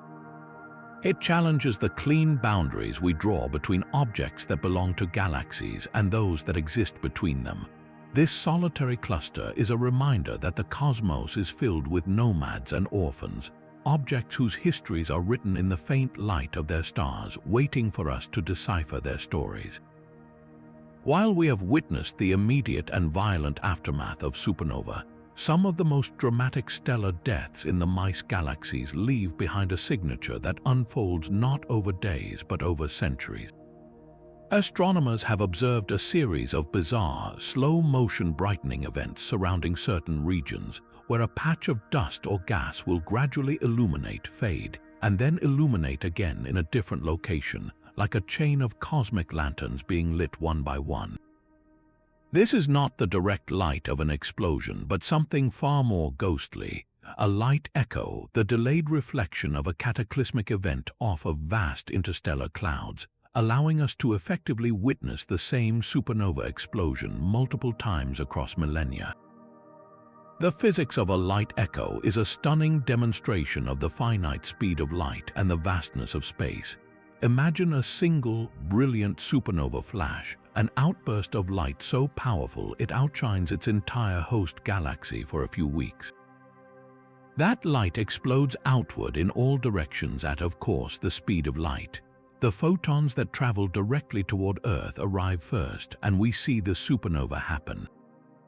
But other photons from that same flash travel on different paths. Some of them are aimed not at us, but at a large, distant cloud of dust located many light years away from the explosion. Those photons travel for decades or even centuries before they finally slam into that dust cloud. When they hit, they are scattered and reflected, and some of those reflected photons are now redirected on a new path straight toward Earth. When they finally arrive, we see a sudden brightening of that dust cloud. We are not seeing a new explosion. We are seeing an ancient one, its light finally catching up to us after a long cosmic detour. In the Mice Galaxies, these echoes are not merely faint glimmers. They are pronounced and structured, suggesting something extraordinary. The pattern of the illumination implies that we might not be seeing the echo of one solitary supernova, but of multiple, separate explosions that occurred in the same general region at different times. The chaotic, compressed environment of the galactic collision would have created ideal conditions for successive generations of massive stars to be born, live, and die in rapid succession. One star might go supernova, and then 100,000 years later, a neighboring star from the same stellar nursery could follow suit. The light from each explosion would travel outwards, and if the geometry is just right, their echoes can reflect off the same large dust clouds, creating a complex, overlapping sequence of brightenings that we are only now deciphering. This presents a thrilling opportunity for astronomical detective work. By meticulously mapping the precise timing and geometry of these light echoes as they propagate across the interstellar medium, researchers can achieve a feat that borders on time travel. They can triangulate the exact location in space where the original supernova occurred, even if the remnant of that explosion is now too faint to see directly. Furthermore, by analyzing the spectrum of the echoed light, comparing the light we received directly from the supernova centuries ago to the light now arriving via its reflected path, scientists can perform a unique experiment. They can check if the fundamental properties of the light have changed during its centuries-long journey, testing the constancy of physical laws over immense stretches of time and space. The most profound implication of these echoes is their ability to create a living history of stellar death within the merger. We are not just seeing a snapshot of current violence, we are witnessing a timeline of catastrophe. Each echo is a chapter in a story, allowing us to reconstruct the rate of supernova over the past several thousand years. This provides a direct measurement of how efficiently the galactic collision has been at producing and destroying massive stars, offering a unique window into the intense but short-lived starburst episodes that reshape galaxies. These faint, rippling waves of light are therefore more than just a beautiful curiosity. They are a chronological record, a cosmic echo chamber preserving the memory of titanic explosions long after their direct light has faded from view. Woven through the chaotic beauty of the colliding galaxies are dark, intricate ribbons that at first glance appear to be simple cosmic shadows. These are the dust lanes, vast rivers of cosmic soot and complex molecules that should, according to our models, act as passive tracers, their movements and structures dictated solely by the overwhelming gravitational forces of the merger. Yet, when astronomers map these features in the Mice Galaxies with extraordinary precision, a glaring anomaly emerges. The patterns formed by this dust are not just chaotic, they are inconsistently chaotic. They show structures, alignments, and filamentary details that the pull of gravity alone simply cannot produce, as if an unseen hand is sculpting the darkness into shapes that defy simple explanation. The expectation for such an environment is pure gravitational turbulence. As the two galaxies spiral together, their immense gravitational fields should churn the interstellar medium into a completely disordered mess. The dust mixed in with the gas should be scattered, pummeled, and randomized with no large-scale order whatsoever. But that's not what the observations reveal. Instead, we see evidence of surprising coherence. In certain regions, the dust appears to be braided or woven into long, parallel filaments. In others, it forms sharp, well-defined barriers and shell-like structures that persist in areas of immense kinetic energy where they should be immediately blown apart. This is the dust lane anomaly, the presence of order within the disorder, a signature of subtle forces operating in the background of the gravitational storm. This strange behavior points unequivocally to the influence of non-gravitational physics, with two primary suspects: magnetic fields and radiation pressure. The first, magnetism, is a notoriously difficult force to observe directly on galactic scales, but its effects can be profound. Think of the dust grains not as simple specks of dirt, but as tiny, iron-rich needles. In the presence of a magnetic field, these needles will naturally align themselves perpendicular to the field lines, much like a compass needle pointing north. If the magnetic fields within the merger have been stretched and organized by the flow of gas as we've seen evidence for elsewhere, this alignment would cause the dust to preferentially block light in specific directions, creating the observed filaments and braids. The dust isn't just being pushed around by gravity. It is lining up along invisible magnetic highways, revealing the architecture of a force we cannot see. The second suspect, radiation pressure, is a far more aggressive sculptor. The Mice Galaxies are filled with the intense ultraviolet light pouring out from millions of newborn massive stars. Light, though it has no mass, carries momentum, and when these high-energy photons slam into a dust grain, they give it a tiny push.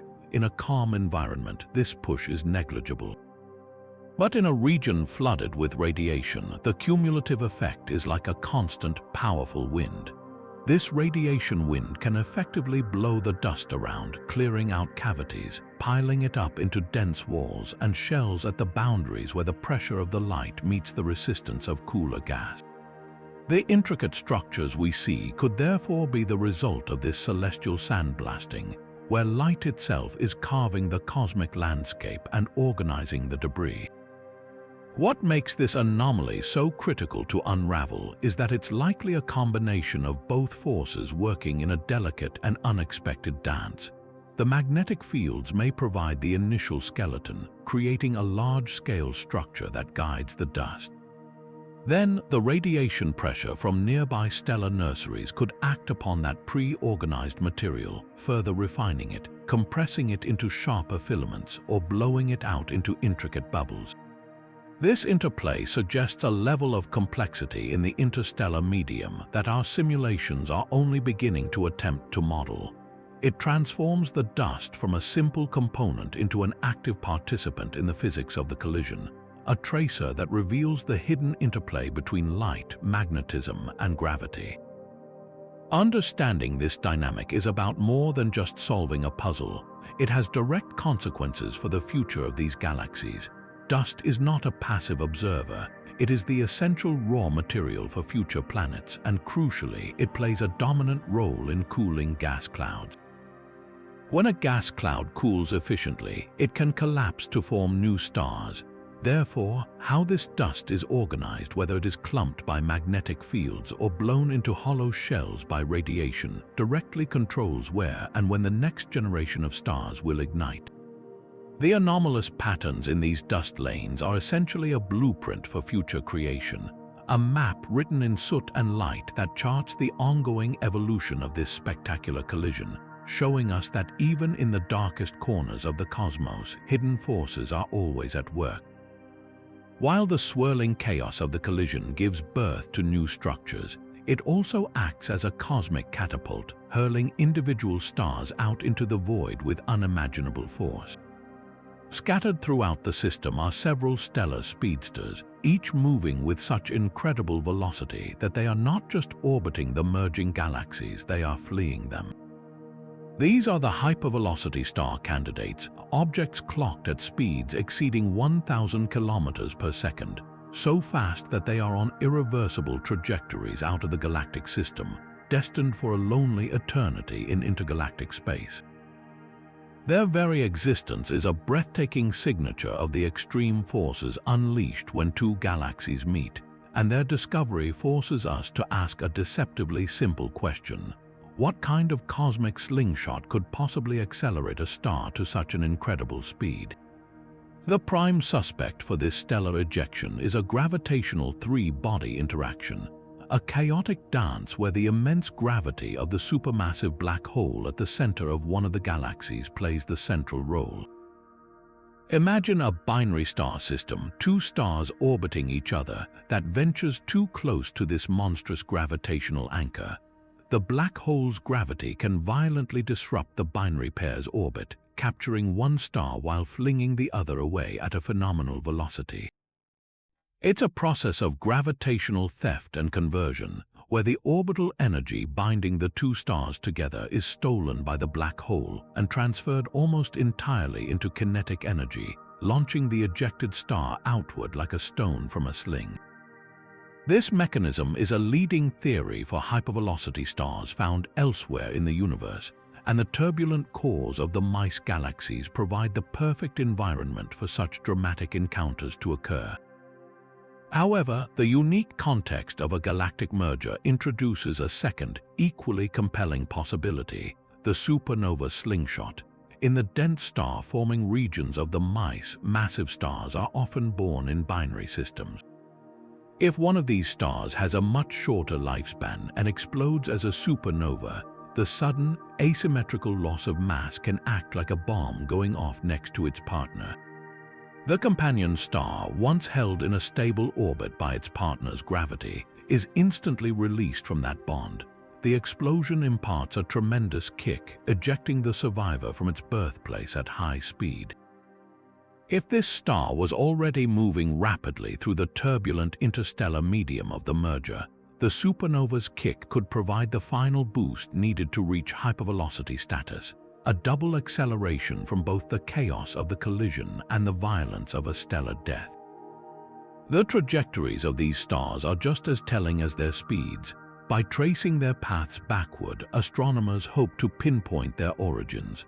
A star shot out from the galactic center on a radial path is a strong candidate for the black hole ejection scenario. A star whose path seems to originate from within a dense star cluster or a recent supernova remnant points toward the stellar explosion mechanism. Each hypervelocity star is therefore a forensic clue, its motion a lasting record of a single, catastrophic event that occurred millions of years ago. They are living tracers of the most violent processes at work within the collision. their very paths mapping out the history of extreme gravitational or explosive interactions. The ultimate fate of these stellar exiles is a profound and lonely one. They are truly intergalactic pioneers, destined to leave the gravitational influence of the Mice system entirely. They will travel through the freezing darkness between galaxies for billions of years, their light slowly dimming. Their journey offers a fascinating, if speculative, possibility. Could such a star carry planets with it? If a star was ejected gently enough from its binary system or supernova event, it's conceivable that its planetary system could remain intact. This would create a rogue planet system, untethered to any star, traveling through the void with its own source of heat and light. While the chances of life existing on such a world are remote due to the diminishing heat from its star, the concept itself is a staggering reminder of the strange new worlds that galactic collisions can inadvertently create. These hypervelocity stars are not just casualties of the collision, they are emissaries carrying a tiny piece of the Mice Galaxies out into the incomprehensible vastness of the universe. Within the swirling maelstrom of gas and dust, the building blocks of stars and planets are undergoing a transformation more complex than anyone had anticipated. Giant molecular clouds, those vast and frigid nurseries where star formation begins, are typically thought of as relatively uniform cauldrons of simple chemistry, dominated by hydrogen molecules and a sprinkling of basic compounds. But in the Mice Galaxies, these clouds are behaving differently. They are not calm, homogeneous reservoirs. They are dynamic and incredibly patchy chemical laboratories, with their compositions varying dramatically over surprisingly small distances. One region of a cloud might be rich in complex organic molecules, while a pocket just a few light years away is curiously pristine, lacking the expected enrichment. This bizarre chemical patchiness is a direct challenge to our established models of interstellar chemistry, suggesting that the rules of molecular evolution are being rewritten in real time by the extreme physics of the collision. The conventional view of these clouds is one of slow, steady chemistry. Over millions of years, atoms and simple molecules are thought to stick to the surface of tiny dust grains, where they slowly meet and react to form more complex compounds.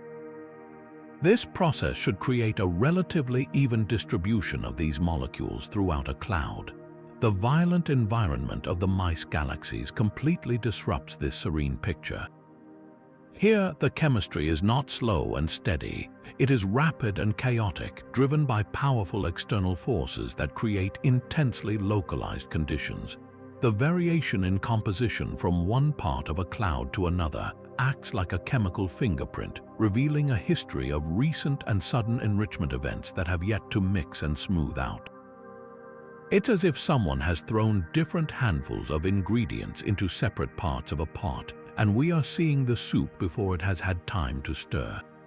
A primary driver of this chemical mayhem is the intense and varied radiation field that permeates the merger. The mice are filled with brilliant sources of ultraviolet light from countless young, massive stars. This radiation acts like a cosmic scalpel, dissecting the molecular clouds with precision.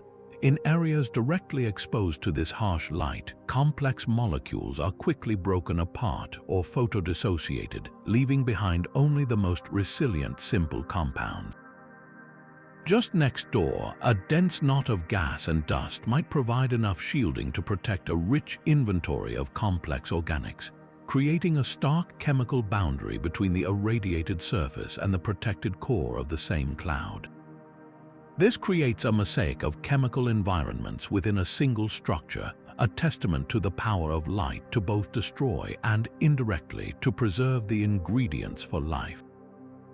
Simultaneously, shockwaves from supernova and stellar winds are racing through the interstellar medium, and their impact on chemistry is equally profound.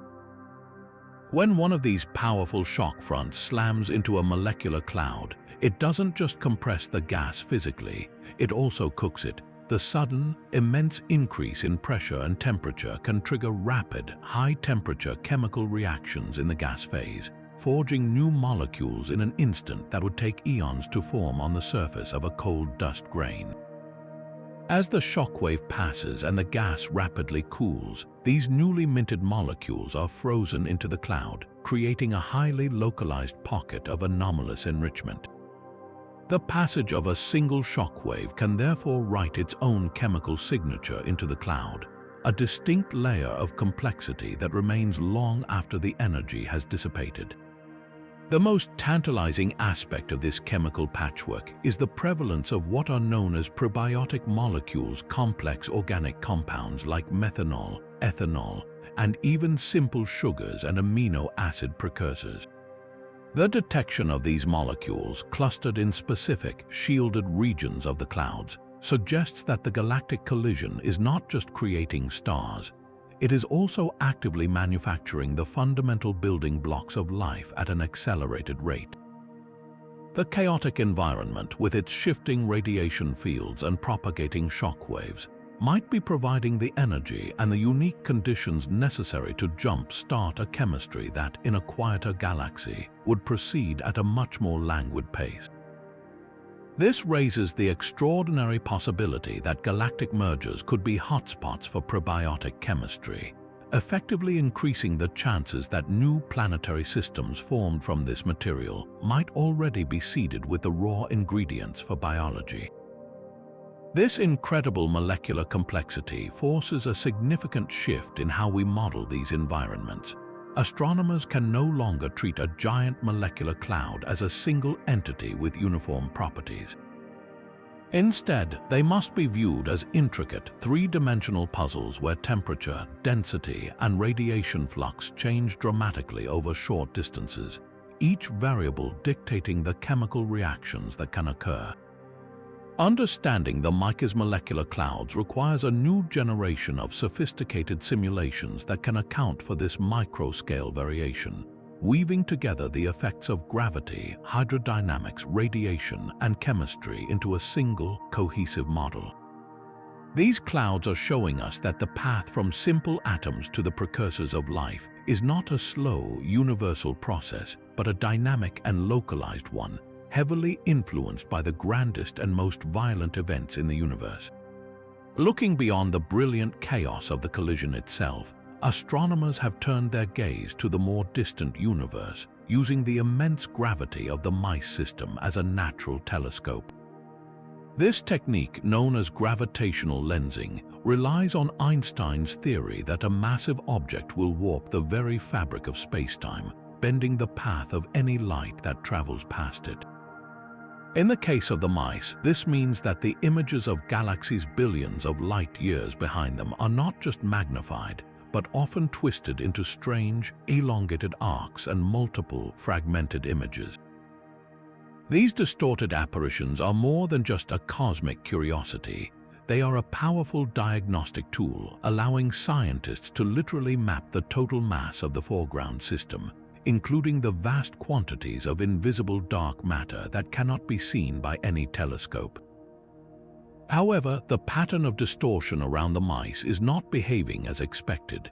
When astronomers create a mass map based on the visible stars and gas, and then compare it to the map inferred from the gravitational lensing effect, a significant discrepancy emerges. The lensing map reveals concentrations of mass places where the gravitational pull is exceptionally strong, that have no counterpart in the visible world. These are not part of the large, smooth dark matter halo expected to surround the galaxies. Instead, they appear as isolated, dense knots of gravity, hidden in the darkness between the stars and even within the long tidal tails. The background galaxies are being twisted and magnified in ways that suggest the presence of these compact but immensely powerful anchors of unseen matter, their presence only betrayed by the way they contort the light from objects far beyond. This presents a thrilling puzzle with two primary solutions, each with profound implications for our understanding of the universe. The first and most favored explanation is that these lensing anomalies are caused by subhalos of dark matter.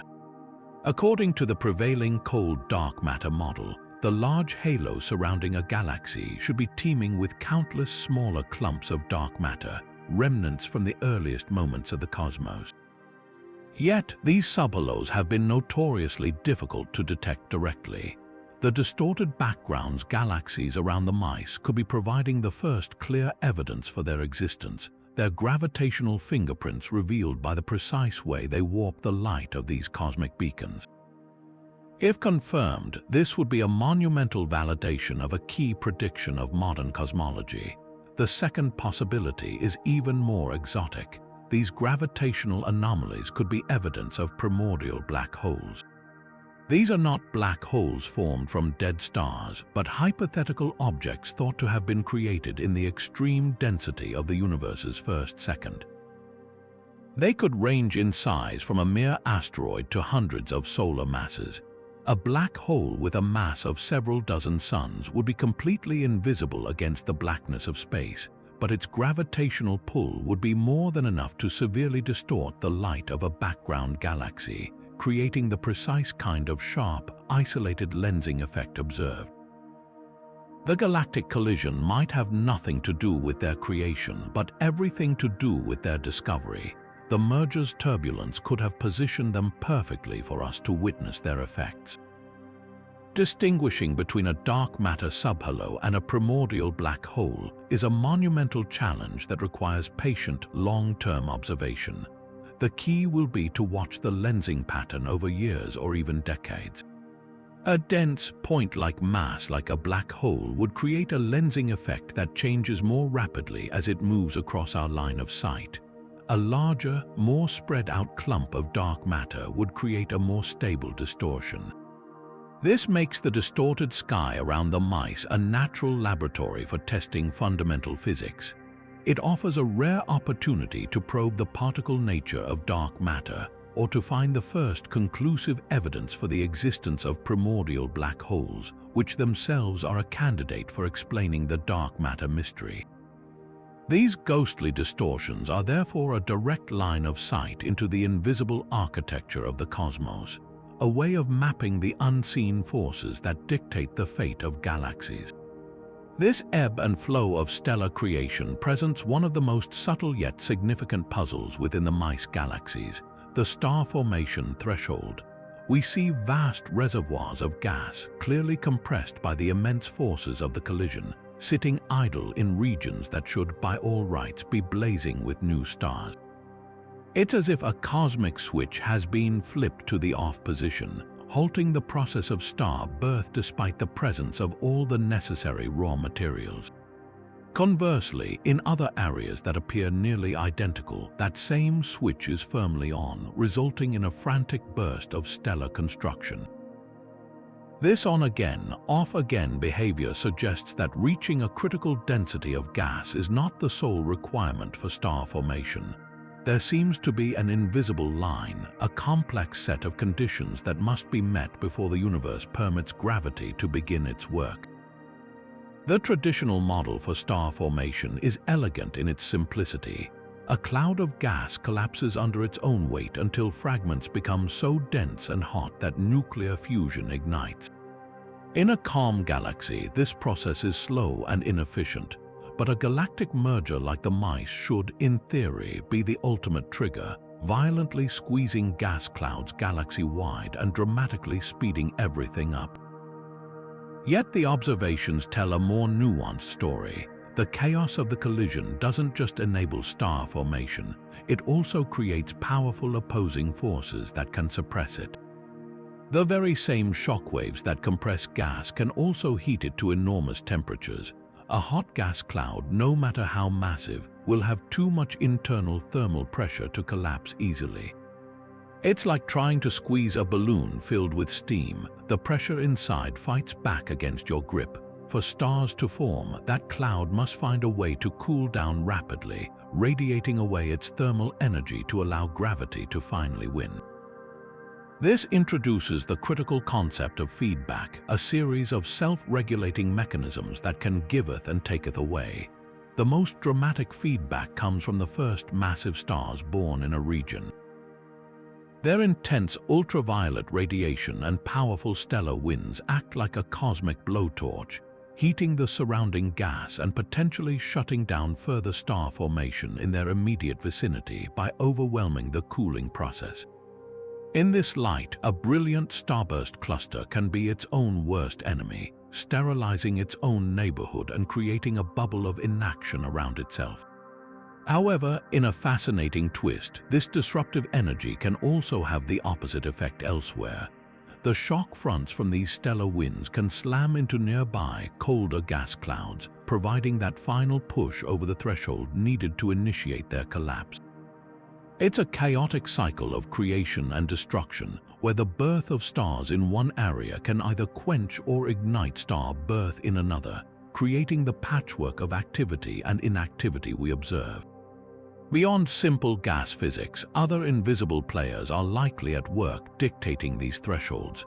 The magnetic fields we discussed earlier, which show surprising coherence throughout the system, may be providing a supporting force that holds gas clouds up against their own weight, preventing collapse until the magnetic energy can be dissipated. Furthermore, the turbulence within the gas, the sheer chaotic motion of it all, can be a formidable stabilizing force. A violently turbulent cloud is like a stormy sea. It's constantly churning, and this internal motion can provide enough pressure to resist gravitational collapse for extended periods. For star formation to proceed, this turbulence must somehow be calmed, allowing the quiet, steady pull of gravity to finally take over. The galactic collision is both the source of this turbulence and, paradoxically, the mechanism that might eventually quiet it through compression and energy loss.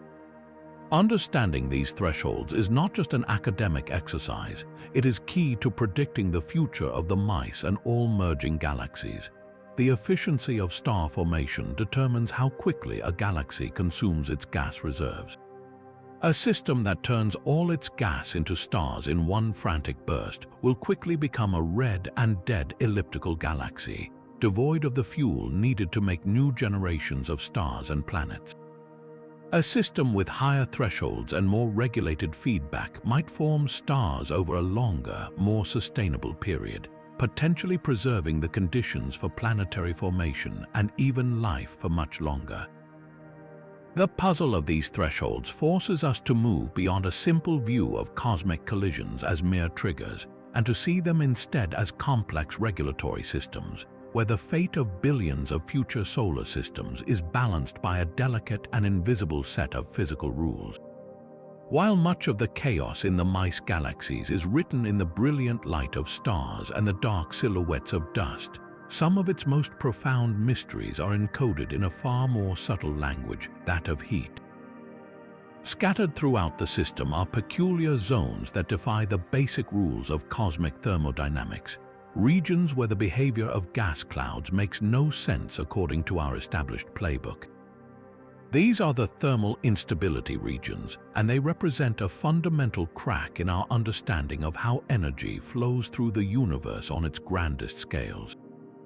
According to our most sophisticated models, the gas in these areas should be in a state of equilibrium, too hot and diffuse to cool down rapidly and collapse, yet too tenuous to heat up further.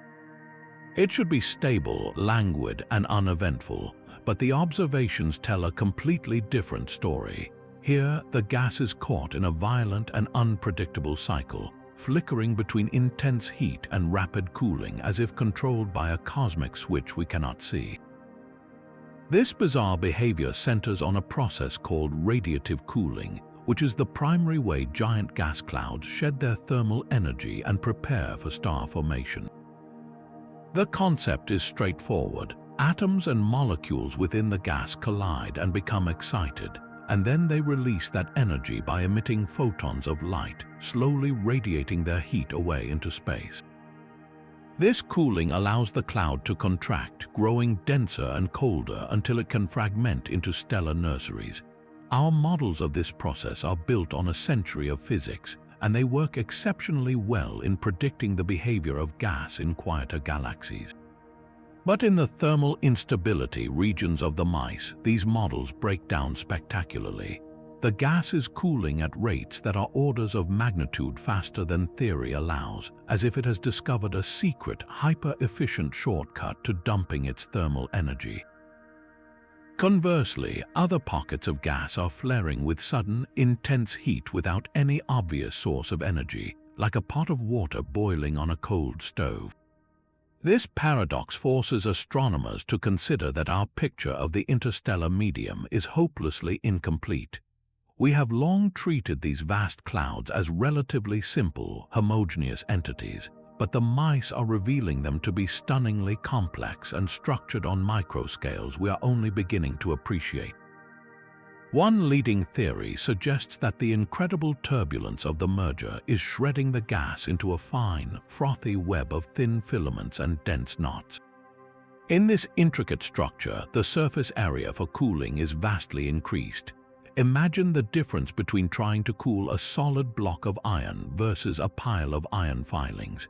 The filings will cool down much faster because they have more surface exposed to the surrounding environment. This frothiness could allow the gas to radiate its energy away with a speed and efficiency that our models, which assume smoother gas distributions, never anticipated. Simultaneously, the same chaos that creates this efficient cooling structure might also be responsible for the sudden, unexplained heating. The merger is filled with subtle energy sources that are devilishly difficult to map. Weak shockwaves, too faint to be seen directly, could be continuously rippling through these regions, delivering sharp, localized bursts of heat as they compress the gas. Even more elusive could be the role of cosmic rays, those high-energy particles accelerated by supernova and other violent events. These particles can penetrate deep into gas clouds and deposit their energy through countless tiny collisions, acting like a microwave oven that heats the cloud from the inside out. Because this heating mechanism is distributed and invisible to our telescopes, it could easily be the missing piece that explains the spontaneous temperature spikes, creating a volatile environment where heating and cooling are in a constant, unpredictable battle. The implications of these thermal instabilities reach far beyond a simple academic puzzle. They are the unseen regulators of star formation itself. If gas can cool and collapse much faster than we thought, it means stars can form in sudden, explosive bursts in places we would have previously written off as infertile.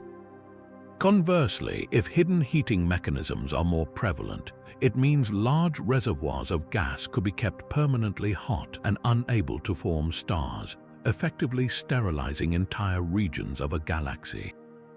This invisible tug-of-war between heating and cooling ultimately dictates where new solar systems are born and where the raw materials for planets and potential life are either utilized or locked away.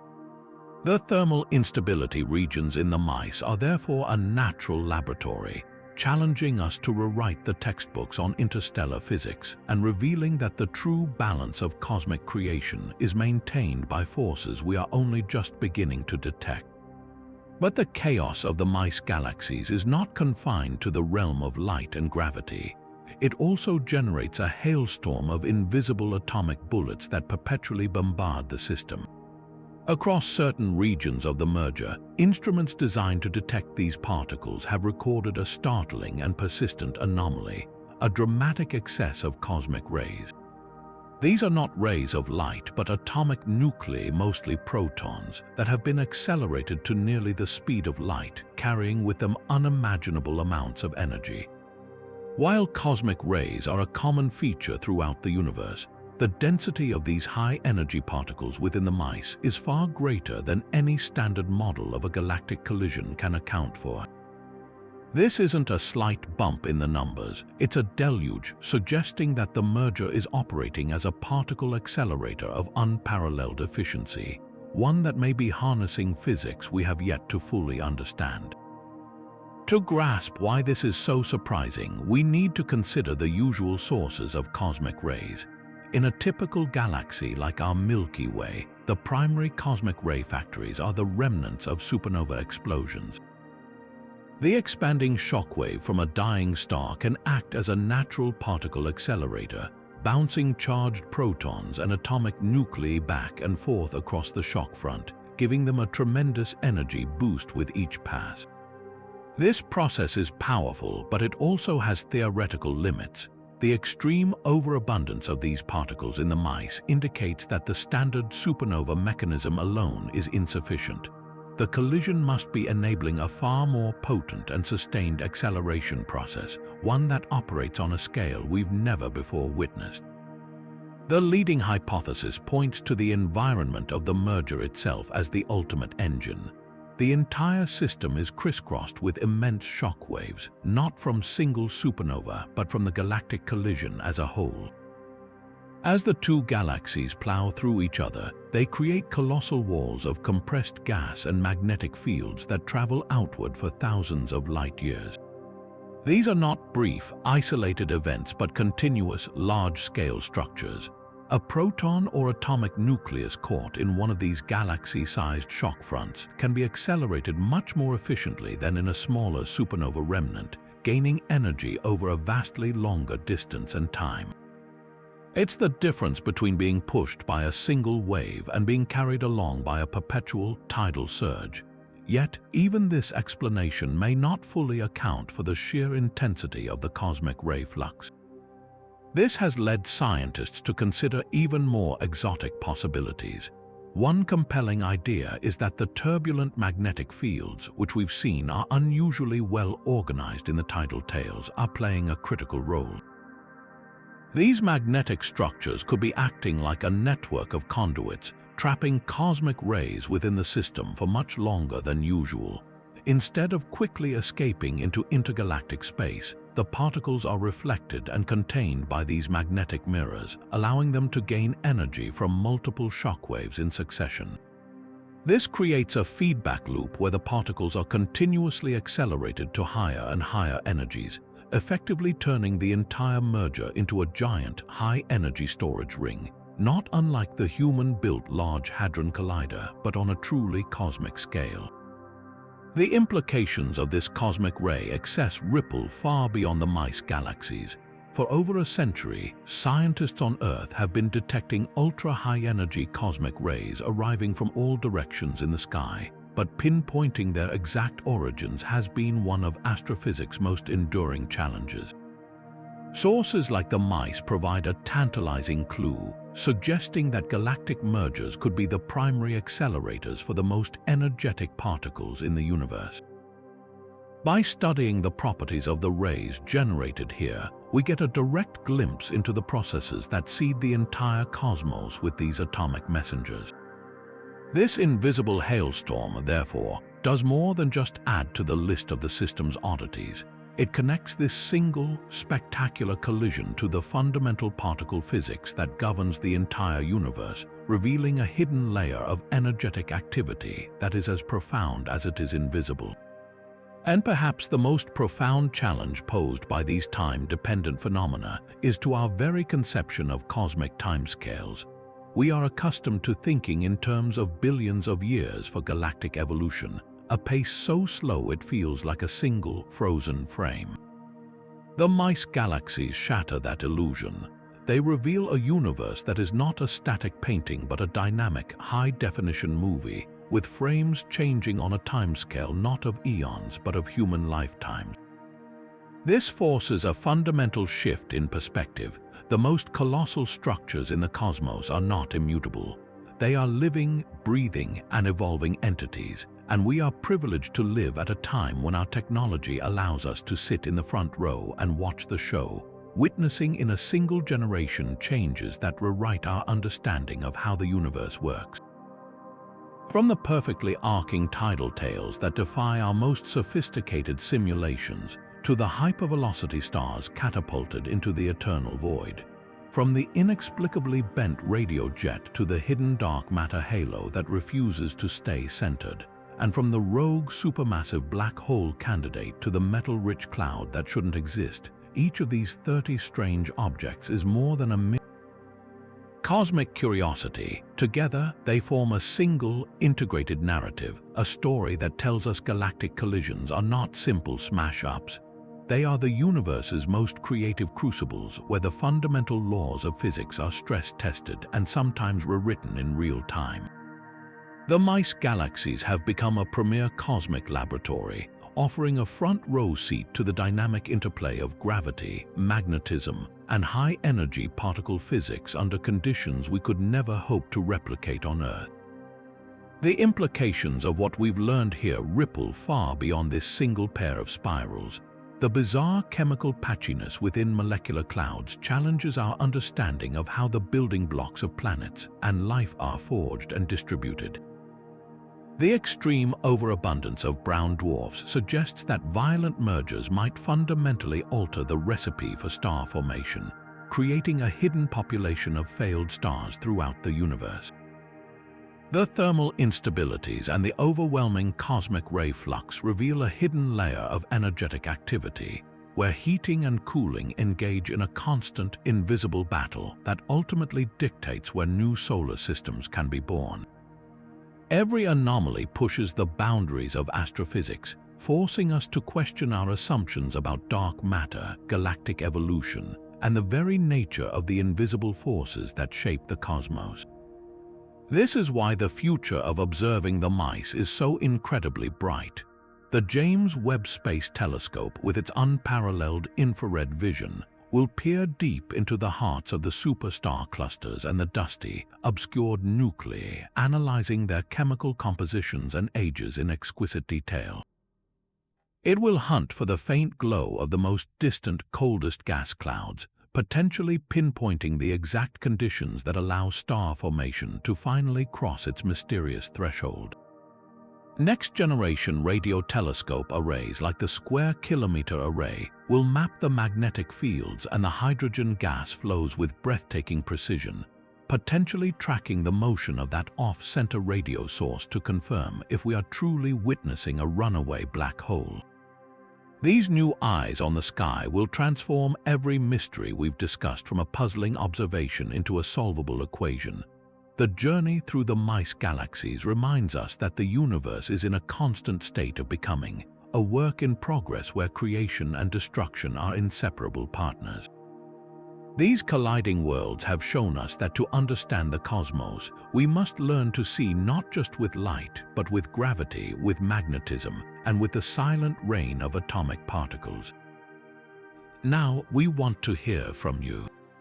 Which of these 30 strange objects captured your imagination the most? Was it the potential birth of a new dwarf galaxy in the tidal tail, or the ghostly fingerprint of a primordial black hole hidden in a gravitational lens? Let us know in the comments below, and be sure to subscribe and hit the bell so you don't miss our next journey into the deepest mysteries of the universe. The cosmos is vast, strange, and waiting to be explored.